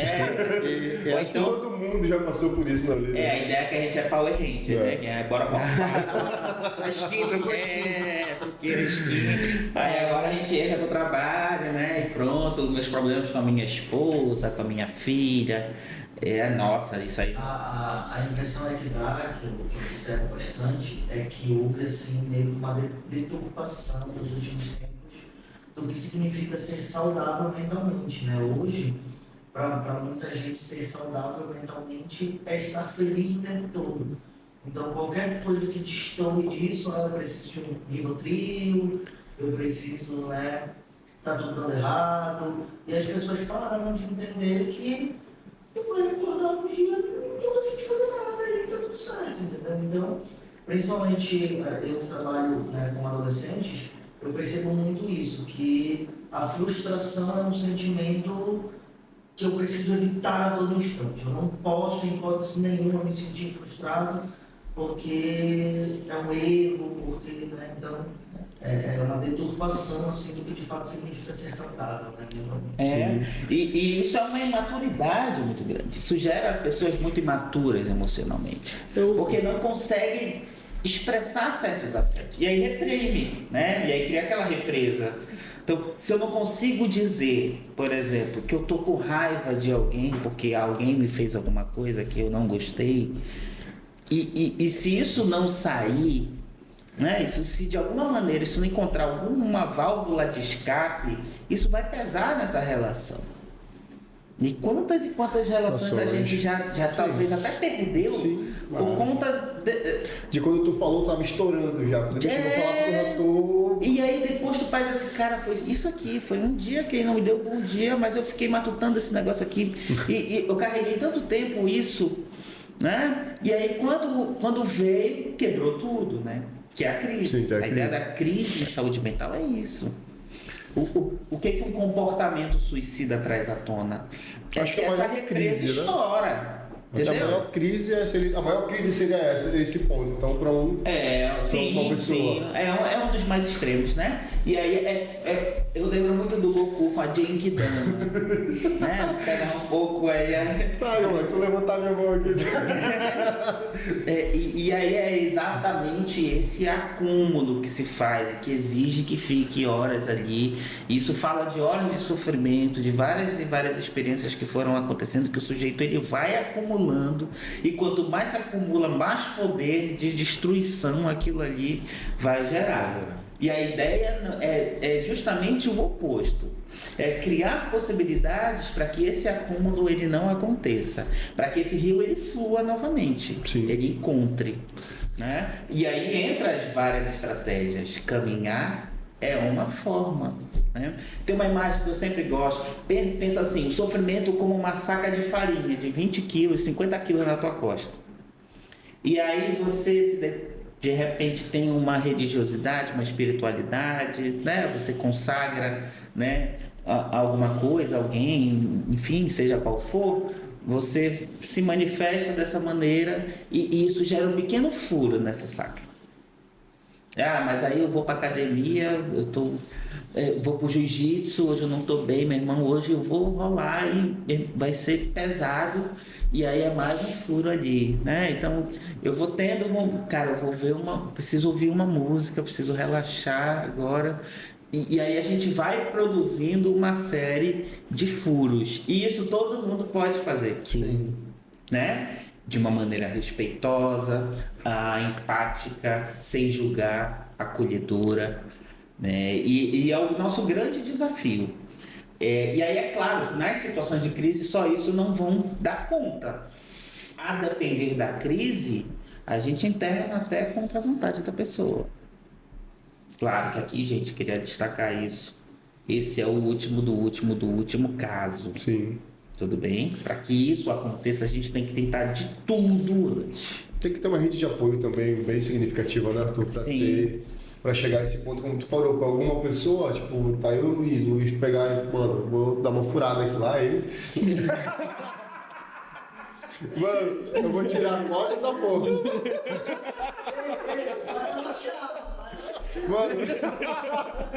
Mano, eu vou tirar um pouco do... Foi mal, cara. Mano, eu vou tirar um pouco do peso que tá contigo aí, porque a gente vai conversar. E como a gente já fez isso, né? Na vida, já fez bastante isso. Mas eu acho que a rede de apoio é muito isso. Tipo, a gente podia vir aqui no podcast, falar eu, tu e o Arthur, e ficar um clima pesadão. Sim. É assim uma merda. Pra mim, pro Luiz, pra ti, pro Antônio ia sair dali. Desculpa, o Antônio ia sair dali muito mal também. Ao ponto da gente trazer isso. Porque eu acho que a maior importância dos meses que vem falar sobre o tema é identificar as ferramentas, cara. Identificar, como tu falou, no teu grupo de trabalho, e eu sinto muita dó disso, porque assim, aqui no trabalho a gente tem isso. E eu acho que através do teu diálogo agora, eu vou acabar exigindo que as pessoas, pô, é foda exigir, né, um tratamento. Dialogar que existe uma ferramenta dentro da própria Cubo que serve pra gente. Porque pra mim vir pra cá, eu posso não estar bem. Mas porém, também eu sair daqui, encher a cara e bater o carro. É um bem administrado, não é um mal administrado, não é um bem administrado. Então é muito importante, inclusive, levar para dentro das próprias instituições, tanto particulares como públicas, esse bem-estar. Aquela ferramenta de apoio no final do corredor, que possivelmente seja na última sala, porque o cara não dá tanta atenção. Mas eu acho que só o fato de saber que tu tem uma rede de apoio evita muito disso. Sim. A gente deixar as ferramentas à parte de tudo, deixar alguém, olha, bicho, quando não estiver bem, se tu não quiser uma conversa pessoal, porque uma coisa é eu conversar eu e o Luiz, a gente vai se entender. Mas uma coisa é levar a mesma conversa que eu levei pro Luiz para uma pessoa que me faça organizar isso na minha cabeça. É totalmente diferente o pensamento disso lá. E esse ponto que tu traz, ele é legal porque fala de um ponto que também nem sempre o debate chega nesse nível, né? Que é como que a gente se planeja para essas situações. Sim. Então isso é algo que a gente também pode fazer. Então, né, vamos supor que alguém aqui, ou de uma escola, ou de uma empresa, enfim, de algum lugar, né, onde se convive diariamente, vamos pegar a escola, né, que tem uma maior demanda, tem uma multiplicidade, uma quantidade maior de pessoas. O que a escola faz quando se depara com essa situação? É preciso que a escola ela tenha processos voltados para isso. Protocolos. Sim. E não estou falando protocolos extremamente rígidos e tal, até porque... Mas saber o que vai fazer. O que vai fazer, quem é que vai tomar a frente, como que vai lidar, que instituições a gente vai acionar, né? Então, esse tipo de coisa que o debate ele pode ajudar a fluir. Escola, vem cá, comunidade, pais, adolescentes, professores, gestão, enfim, é o seguinte, a gente está identificando essa demanda, o que a gente pode fazer, como é que a gente vai fazer, para onde a gente vai correr, chama a saúde, chama a UPA, chama o SAMU, chama o bombeiro, né? Chama a polícia, chama o CAPES, chama a UBS do território, chama o CRAS, vamos sentar e discutir, olha galera, vamos criar uma rede de proteção, né? Voltado para essas situações de crise. Que processos são disparados quando um aluno chega para o professor Luiz e diz assim, professor, eu tentei ontem, né, tirar minha vida, eu fiz algo contra a minha integridade física, mental e tal, né? Como que a gente pode, a partir de uma fala dessa, agir? Que aí já não é mais o âmbito da palestra, já não é mais o âmbito da prevenção, né? Vai ter agora um outro nível de cuidado que precisa ser disparado. E é interessante porque as experiências elas dizem que isso é muito mais potente para lidar com as crises do que simplesmente internar. Sim. Né? Então, por exemplo, dentro das turmas, criar pessoas que são parceiras. Dentro dos grupos, das panelinhas, né? Como a gente diz. Tem pessoas ali que você identifica que tem mais esse perfil, mais acolhedor. Dentro dos professores, por exemplo, tem pessoas que têm mais disponibilidade, né? Mais arranjo. Também um tato mais atualizado com as crianças de hoje, né? Perfeito. E, tipo assim, geralmente os alunos, eles identificam, assim, quem são os professores que são mais afetuosos, que se sentem mais acontece naturalmente, né? Acontece isso, esses processos eles já acontecem. É justamente como formalizar isso. Porque para entender, por exemplo, eu tive uma experiência uma vez que eu estava numa sala de aula falando sobre transtorno de ansiedade e uma aluna entrou em crise. Nossa, cara. E aí foi bem delicado e eu estava muito recente nessa instituição, não conhecia muito bem, mas eu liberei a turma. Ali naquele momento eu fiz uma escolha. Eu liberei a turma e eu fiquei com ela. Então ficou só eu e ela na sala de aula. Então essa é uma sala gigante, tinha uns 60 alunos. 60 alunos, despachei. E aí mandei um WhatsApp para a coordenadora, ela veio também, a gente ficou ali. E aí, cara, 2, 3 horas ali de acolhimento. E até consegui levar lá o CAPES, aonde ela foi atendida. Mas isso exige dos profissionais também essa disponibilidade. Isso exige das instituições essa abertura. Sim, pô, abertura de conseguir mandar um WhatsApp para a tua coordenadora, ela chegar lá com uma outra ferramenta, aquelas 4 horas foram essenciais para aquela pessoa. Parabéns pra caralho de organização. E para poder entender assim, o professor não deu aula. Tem essa. E poder dizer assim, você tomou a decisão correta. Sim. Porque na minha avaliação a única coisa que eu poderia fazer ali naquele momento foi o que eu consegui inventar e foi o que eu senti que era necessário ali naquele momento, né? Então assim, a instituição também precisa ter abertura para compreender esses processos, que são processos que as respostas que a gente já tem, elas não estão dando conta. Então elas exigem novas formas de lidar com esses velhos problemas. É um bom ponto, assim. Pois é, tu acabou de falar, um velho problema. A gente pode... Eu tenho 33, minha idade, padrão, o Luiz é um pouquinho mais velho que eu, você também é de uma outra categoria. O Antônio já veio uma abaixo de mim, mas a gente sempre vai encontrar o ferro e fogo, né? Vamos supor, na minha infância existia tudo que existe hoje. Eu acho que só que não existia tanto, que era que a gente poderia ver a comparação por rede social. Porra, aquele cara sempre tá bem, eu que tô aqui, tô sempre tentando uma cada vez mais. Não, a gente não tinha, vamos recolocar, nós não tínhamos tantas informações quando a gente tem hoje, uma facilidade de informação. Hoje a tua filha deve ter um telefone que ela possa ter na internet e pesquisar alguma coisa. A gente tinha que ir numa lan house pesquisar, ou jogar contra o strike com a galera lá ensinando. Mas os preços mudaram, né, Arthur? Tipo, hoje, na minha época, o bullying era uma encarnação.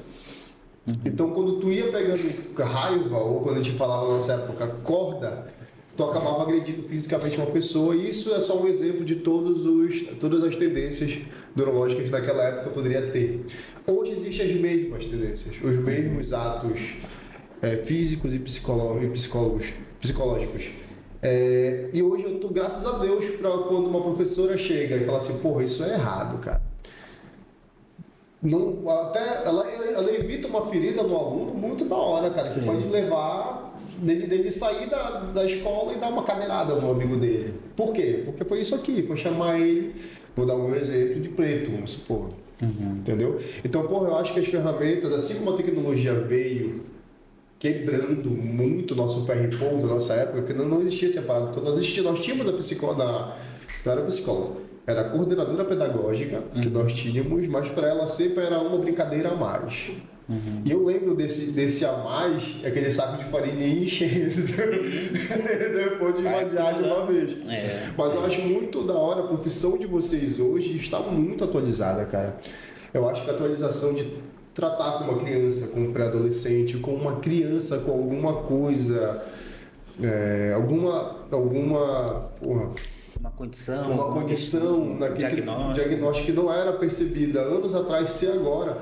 Eu acho que vocês, psicólogos, principalmente, a classe de vocês, conseguiu atualizar o mundo assim de acordo com ele foi crescendo. Porque uma enxurrada de informações do telefone, tu sai de um blar, aquela teclada, e vai pro WhatsApp que tem foto e vídeo, cara. Então tu corta esses paradigmas, a profissão de vocês eu acho muito necessário nas escolas, tem todas as escolas hoje psicólogos para tratar disso, assim como psicopedagogos e tudo mais. Eu acho muito atuante tudo isso para conseguir, porque eu com 15 anos, eu quero ir psicólogo. Tipo, não dá. Não. A gente sabe disso, não dá, era uma coisa assim. Não, mas tu não é doido. Eu com 15 anos, não, por que tu quer ir? Tu não é doido.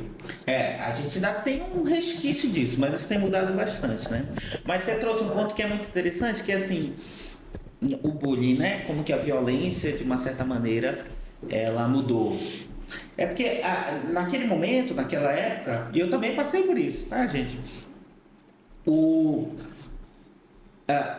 Esse tipo de violência, ela era meio que ofuscada pela violência física, né? Então havia uma violência que era vista como pior, que de fato né? Então xingar não é tão grave quanto sair no soco com alguém. Em todos os âmbitos, né? Tipo no futebol. Enquanto ficar no verbal, tá normal. Aí quando sai do soco... Quer uma água, pô? Eu aceito. Assim. Gente, rapidinho. Então, assim, a violência física, ela era o suprassumo da violência ali, de certo modo até que ofuscava essas outras formas de violência, como o xingamento, né? Como os assédios, enfim, os racismos, né? As intolerâncias de qualquer natureza.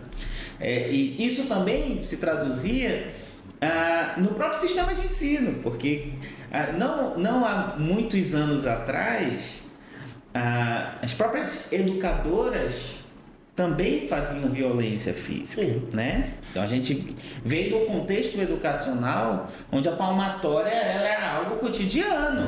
Eu nunca fui vítima, né, desse tipo de violência. Puxar a minha orelha já, mano. Puxar a orelha. Puxar a minha orelha. Sentar no milho, né? Ser chamado de burro, ficar no cantinho da disciplina, enfim, e a palmatória com a tabuada na mão. Eu conheço aqui em Abaetetuba, eu conheço muitas professoras, e sempre que eu tô por aí a gente troca figurinhas sobre isso, né? Então, pra gente parar pra pensar o quanto que as violências elas eram naturalizadas. E aí o bullying não parecia nada, né? Dentro desse contexto, acabava ficando como uma violência menor, né? E em casa também. Por exemplo, quando a gente pensa na tal da lei da palmada. Mas eu não bato, porque eu não sei o que, mas eu apanhei e aí eu fiquei assim, né? Depois tu vai ver como é que tá a pessoa. Deu tudo certo. Amigão, peraí. Como é ter, como é não, né? Como tu enxerga. Porque você, a Mari, Sim. psicóloga, né? Você já deram a cartilha pra Mari também ser psicóloga? Ela pensa nisso, não? Não, ela não quer, assim, ela quer ser blogueira. Não, ela desenha muito bem, né, cara? Não, ela tem uma vontade de ser gamer. Ela acha que ela vai acabar indo pro lado da programação. Legal. E tal. Mas Mas assim, ela tem uma veia cultural muito grande, assim, artística, na verdade. tem. Né? Ela tem uma pegada, ela adora. Isso ela puxou muito da Mari também. A Mari, quando era criança, ela chegou a ser repórter de algum canal de TV aqui de acho que Abaetetuba. lá da Geifel, alguma coisa assim. Era vinculado a algum grupo religioso e tal. A Mari cantava no coral da igreja, né, de Nazaré. Então ela sempre foi, como o pessoal diz aqui, aliás, Abaetetuba tem tem um dialeto muito rico, né, que sempre foi muito pra frente. Obrigada, né? O pra frente eu acho maravilhoso. Mas assim, tu percebe o uso de psicologia. Olha, se eu for falar Da aqui muito da gente com ela. psicologia. Mas eu não tô falando só de por você, porque, porra, é um casal de psicólogos Sim, em casa. sim. Então, não tem como. Minha esposa é pedagoga. Sim. Ela fala, o pedagogo ficou lá. Ela ficou lá. Aqui com o Theo é outra história. Mas é isso mesmo. Eu brinquei, falei, olha, que eu tô mais pedagogo que tu. Não, mas é importante ser mãe nesse momento. Mas é exatamente isso que eu ia falar. Assim, concordo com ela, porque não posso ser psicólogo da minha filha, né? Agora, claro, que entender alguma coisa ali, outra ali, me ajuda a compreender, né? E também ter uma escuta assim mais treinada. Mas tem momentos que não tem Arthur psicólogo, né? Eu quero ser pai mesmo, quero errar como pai, eu quero acertar como pai. Quero traumatizar como pai. Deixa que eu pago o psicólogo dela. Perder esse privilégio, né? Mas é mesmo, é exatamente isso. Porque é o meu lugar, né, ali. Então, porque senão vai virar o quê? Minha filha vai virar o meu objeto de estudo? Não é a minha intenção, nem quero ter filha para isso, né? Eu quero ter filha para poder curtir as dores e as delícias de ser o que é, né? De Você ter... faz isso, né, cara? Pelo menos de longe, percebo você sim. muito família, assim. Eu sempre digo uma coisa muito... Ela é muito ligada a tu, né? De você, né, Arthur? Porque toda vez que eu te vejo, ela tá junto. Ou correndo do lado, ou vindo correndo de algum A Maria lugar. é muito ativa. A tua filha é uma pessoa assim, que não para. A Maria, o tempo todo ela tá, eu vejo ela, ou tá de bicicleta, ou tá desenhando, ou tá fazendo alguma coisa, ou tá ela é garota propaganda também. Ela tem assim essa coisa muito dada, né? Ela tem um vínculo muito forte, muito fácil. Eu acho ela uma pessoa muito acolhedora também. Ela sabe lidar com gente mais velha, gente da idade dela, gente mais nova. Acho que a coisa da casa dele também, né? Por estar ali sempre convivendo com vários tipos de pessoas. Também já levei ela para a sala de aula, conhecer gente mais nova, gente mais velha. E a gente tenta andar com pessoas, né, de todos os tipos, todos os jeitos. Então, acho que esse aspecto é algo que ajuda muito. Ser plural é do caralho. Ser né? plural, exatamente. Assim, e isso gera muitas habilidades também comunicativas, de entender certos processos e não ficar só se relacionando com pessoas, né, do mesmo modo, que foi algo que eu já não tive tanto, por exemplo. Eu por estudar num colégio particular, muito elitizado, de Belém e tal, eu tive uma infância muito blindada de um pouco de tudo, né? Enfim, mas assim, ela hoje não, ela tem oportunidade hoje de viver várias outras coisas que eu não pude viver. Então, por exemplo, recentemente eu vendi meu carro e eu tenho andado de ônibus com frequência a Abaetetuba. Então eu moro na saída de Abaetetuba e trabalho no centro de Abaetetuba, né? Na Casa Helene. Então passa tudo que é ônibus que vem ali do... Qualquer um dá pra da ti. Colônia, de Igarapé, Meri, Qual chegar na Praça da Bandeira, tá feito. ótimo. Com exceção dos que entram no terminal, né? Os outros todos.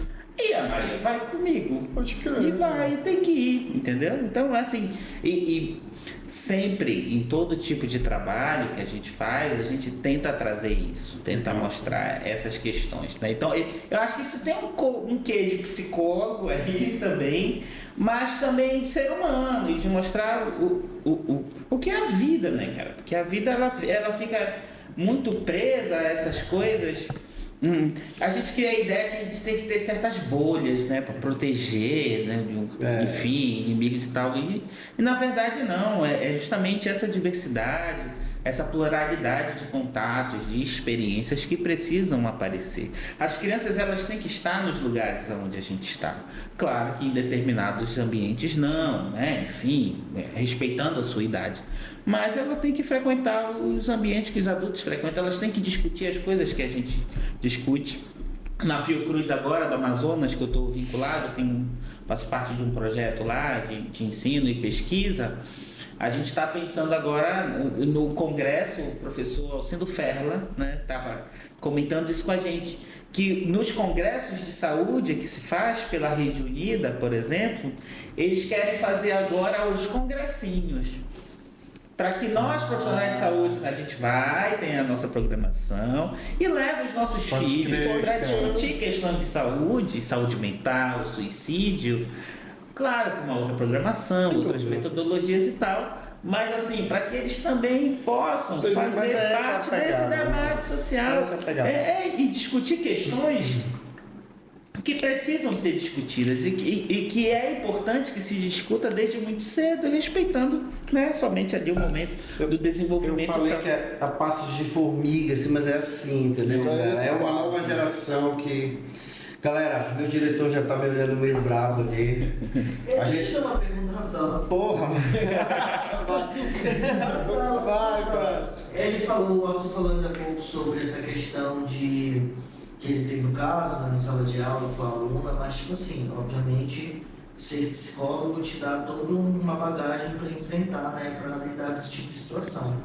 E tipo assim, claro que a gente já avançou muito em ter o serviço de psicologia dentro de uma escola. Mas, por exemplo, assim, como é que vocês preparam minimamente, por exemplo, um professor, um educador qualquer, que passa por uma situação dessa e não tem esse serviço à sua disposição? Tem como você preparar minimamente ali aquele cara para lidar com aquele tipo de situação, entendeu? Sem ele ser antiético, sem ele atravessar ali um processo que ele não deve atravessar, né? Tem, certamente. Os processos formativos, eles têm que focar muito nisso, né? A formação é o começo de tudo. Então, a gente começa a discutir temas, mas também a desenvolver certas habilidades. E tem uma habilidade fundamental para lidar com a questão de saúde mental, que é a escuta. E a escuta, gente, o Freud, por exemplo, ele não defendia a escuta nem como um método científico, uma coisa dura. A escuta para ele era uma arte. É arte que exige uma certa sensibilidade de poder falar algo em determinado momento ou colher algo do que foi falado para trazer à tona em outro momento, enfim, mas e também de poder comunicar afetivamente. Isso não é algo que a gente aprende, mas é basicamente aprender a se comunicar pelos afetos. Então, a gente quando se relaciona dentro da escola, né, pegando o exemplo que você trouxe, a gente tem alunos que a gente ama de paixão e a gente tem alunos que a gente odeia. Isso é verdade, tá, gente? Isso faz parte da vida. Em qualquer âmbito, na escola, na família, no seu grupo de amigos. Isso, qualquer âmbito. Isso é uma comunicação afetiva. Então, quando alguém consegue me despertar amor ou me despertar raiva, isso está comunicando algo. O que é isso que isso comunica? E a gente aprender a ouvir esse tipo de comunicação. E aprender a desenvolver ela, a trabalhar ela.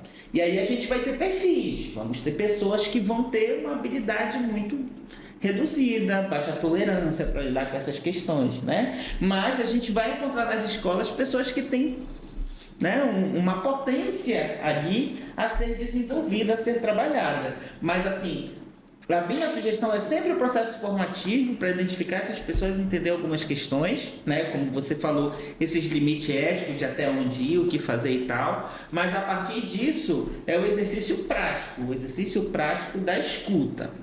Que é basicamente o que, gente? Em primeiro lugar, disponibilidade.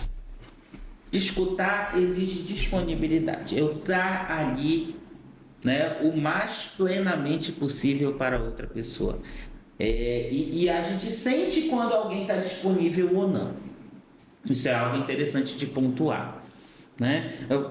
O celular é um exemplo muito claro disso. A pior coisa é você falar com alguém que está mexendo no celular. Você não sente que aquela pessoa ela está ali. Ela pode até estar te ouvindo, mas ela, né, a escuta dela já inspira na gente algo de que não estou sendo escutado, né? A escuta dela está comprometida. Mas também de dizer assim, ó, eu estou aqui para você poder falar o que quer. Disponibilidade de espaço. Então a escola tem um espaço adequado para lidar com essas questões? É preciso ter um espaço seguro, sigiloso, protegido, minimamente acolhedor, e aí não precisa muito investimento, o que já tem na escola, a gente às vezes é uma mangueira que a gente bota 2 cadeiras ali, né, que não dê para ouvir, para que a pessoa ali ela se sinta, né, que tem um sigilo acontecendo ali, né, enfim, e um outro aspecto é também não julgar. Eu sempre digo isso para todos os meus alunos. Grande parte do trabalho em saúde mental é a gente tentar ser menos a gente.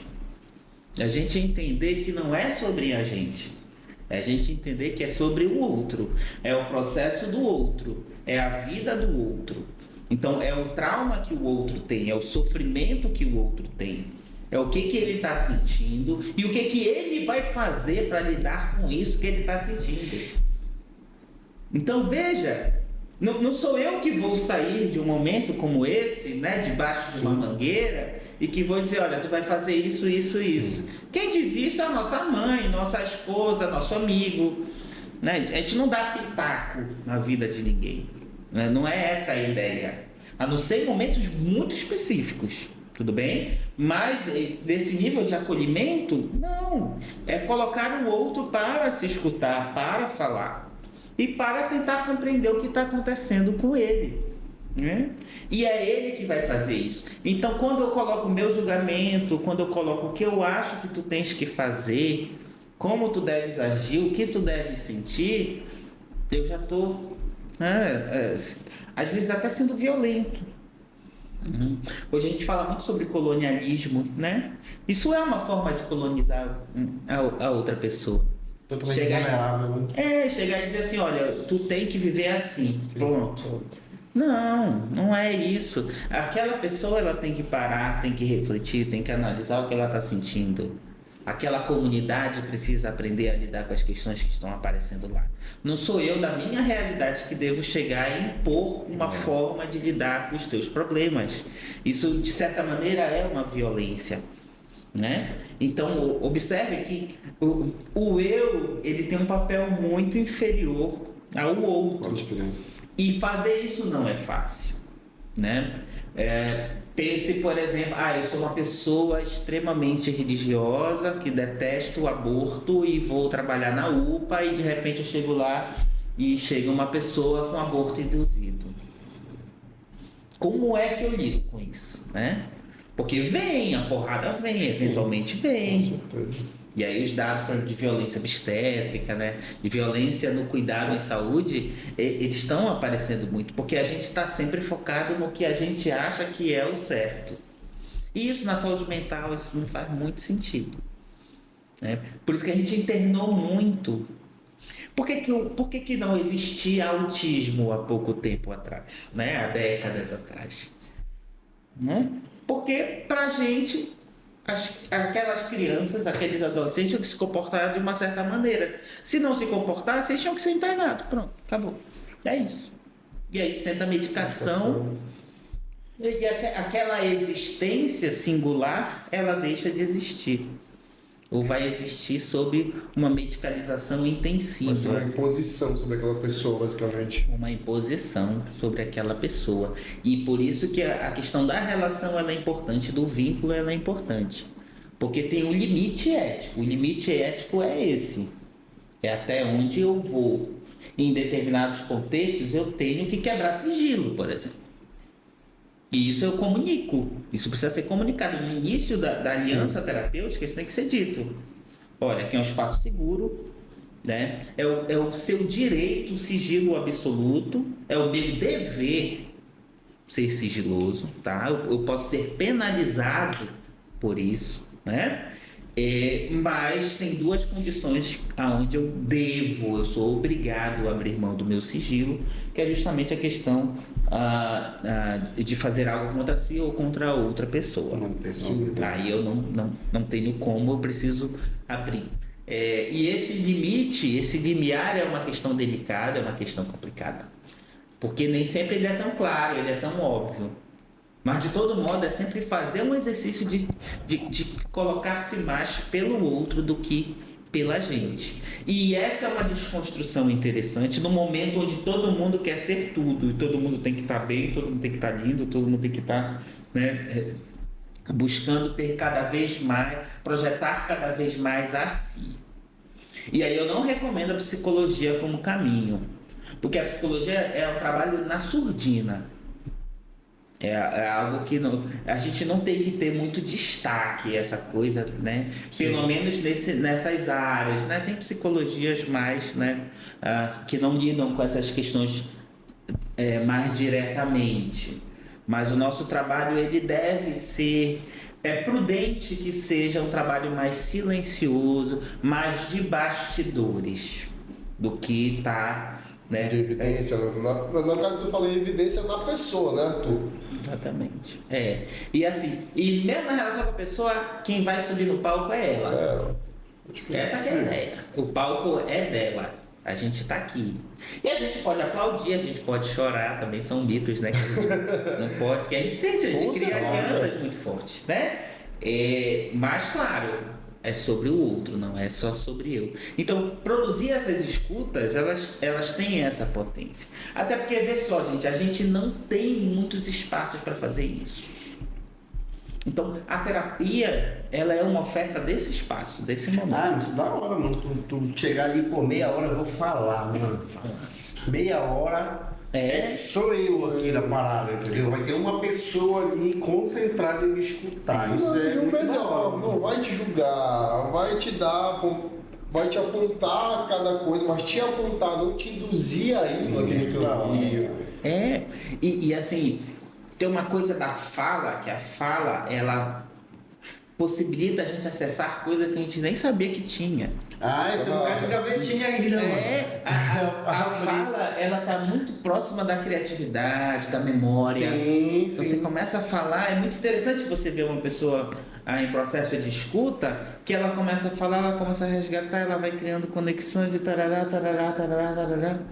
Quando tu vê... Outro dia eu até achei graça e disse, olha que interessante, a gente começou a falar de tambaqui assado e terminamos falando de uma tentativa de homicídio que aconteceu na família. Assim, foi um negócio assim... Do almoço... Foi tipo, oi, tudo bem, tá calor, né? Ai, tá... Aí eu tô com sede, eu comi um tambaqui, não sei o quê. E pá. Cara, assim, com 5 minutos... E eu tenho absoluta convicção de que isso só foi possível pela escuta. Até se eu tivesse chegado com ela, vem cá, me fala então lá do teu filho. Ela ia chegar ao mesmo caminho que ela fez e ela ia fazer de novo. Ia bater, sabe?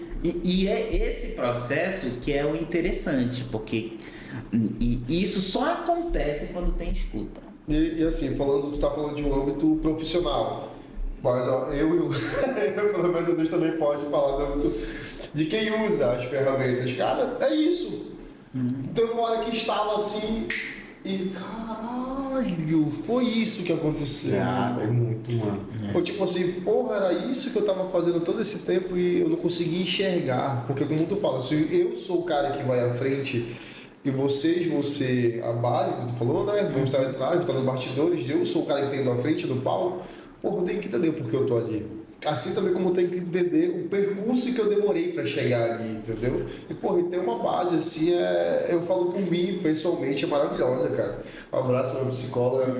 Obrigado por tudo. É bom agradecer. Arthur, porra, essa foi uma consideração final do caralho. Assim, eu não tenho nem o que te pedir, mano. A gente mano. vai colocar o Pix aí pra pagar a aula que ele deu hoje, né? Na tela. Imagina, né? Curtiu, meu amigo? Pô, que bom, cara. Eu sei que ainda tem muita coisa pra falar. Te prometo que não será só no Setembro Amarelo ano que vem. Que bom, não, contem comigo. Eu queria agradecer, dizer que eu tenho muito orgulho de ser próximo a vocês, Pô, admiro obrigado. muito o trabalho de vocês. Então, tô sempre compartilhando. Eu vi, cara, o vídeo do Pirocaba, eu fiquei assim encantado. Foda, né, cara? Muito bom. Cara, que incrível o trabalho, assim, e o resgate à memória, né, daquele povo, daquele território, e a luta que eles têm por um processo de construção identitária, e eu tenho certeza que aquilo que vocês fizeram é de uma potência política, né, cultural tão grande, que certamente isso vai explodir ali no alcance do reconhecimento daquela população. O também, eu acho que Coisa de Preto, Coisa de Preto também é fantástico, desde o Pai Paulo, né, que é uma figura também que a gente precisa reafirmar, né, a importância, a história, né, o cuidado em saúde mental que essas pessoas fazem, né? Então, desde o Bruno até a moça das tranças, eu esqueci o nome dela. Alô. Isso. E sabe, vocês têm uma sensibilidade, Obrigado, uma entrada, Obrigado. um trabalho de destaque mesmo. E aí, pô, quando vocês me chamam, é sempre uma honra poder estar aqui. Contem comigo sempre. Obrigado, cara. E assim, os convites vão ser sempre feitos, Arthur. Sempre feitos. Isso, e não precisa convidar, se achar que é falar de algo importante, fica à vontade. só avisar. Beleza, então. Galera, esse foi mais um TuboCast. Se inscreva se não está inscrito, mande esse vídeo pro coleguinha, né? Bora fortalecer aí também esse trabalho, porque é divertido, né? É necessário. É necessário, então acho que vale a pena, sabe? A gente compartilhar e fazer essa bolha maior. É isso, meu irmão. Cara, foi muito bom, Arthur. Muito obrigado por ter vindo. Eu sei que a nossa conversa aqui, a gente peço desculpas para alguém que se identificou com alguma coisa que aconteceu, não era o nosso intuito. Porém, também fico agradecido se alguém se identificou com esse projeto que a gente está fazendo hoje, vá procurar uma ferramenta que possa vir a trazer benefícios para a sua saúde mental. Eu vou ficar muito orgulhoso disso também, que o nosso intuito é esse aqui, democratizar as ferramentas. E, cara, muito obrigado, Arthur. Foi muito da hora a gente estar conversando. Valeu, meu irmão. Obrigadão. Tamo junto. Até a próxima. Um abraço, Antônio. Até mais.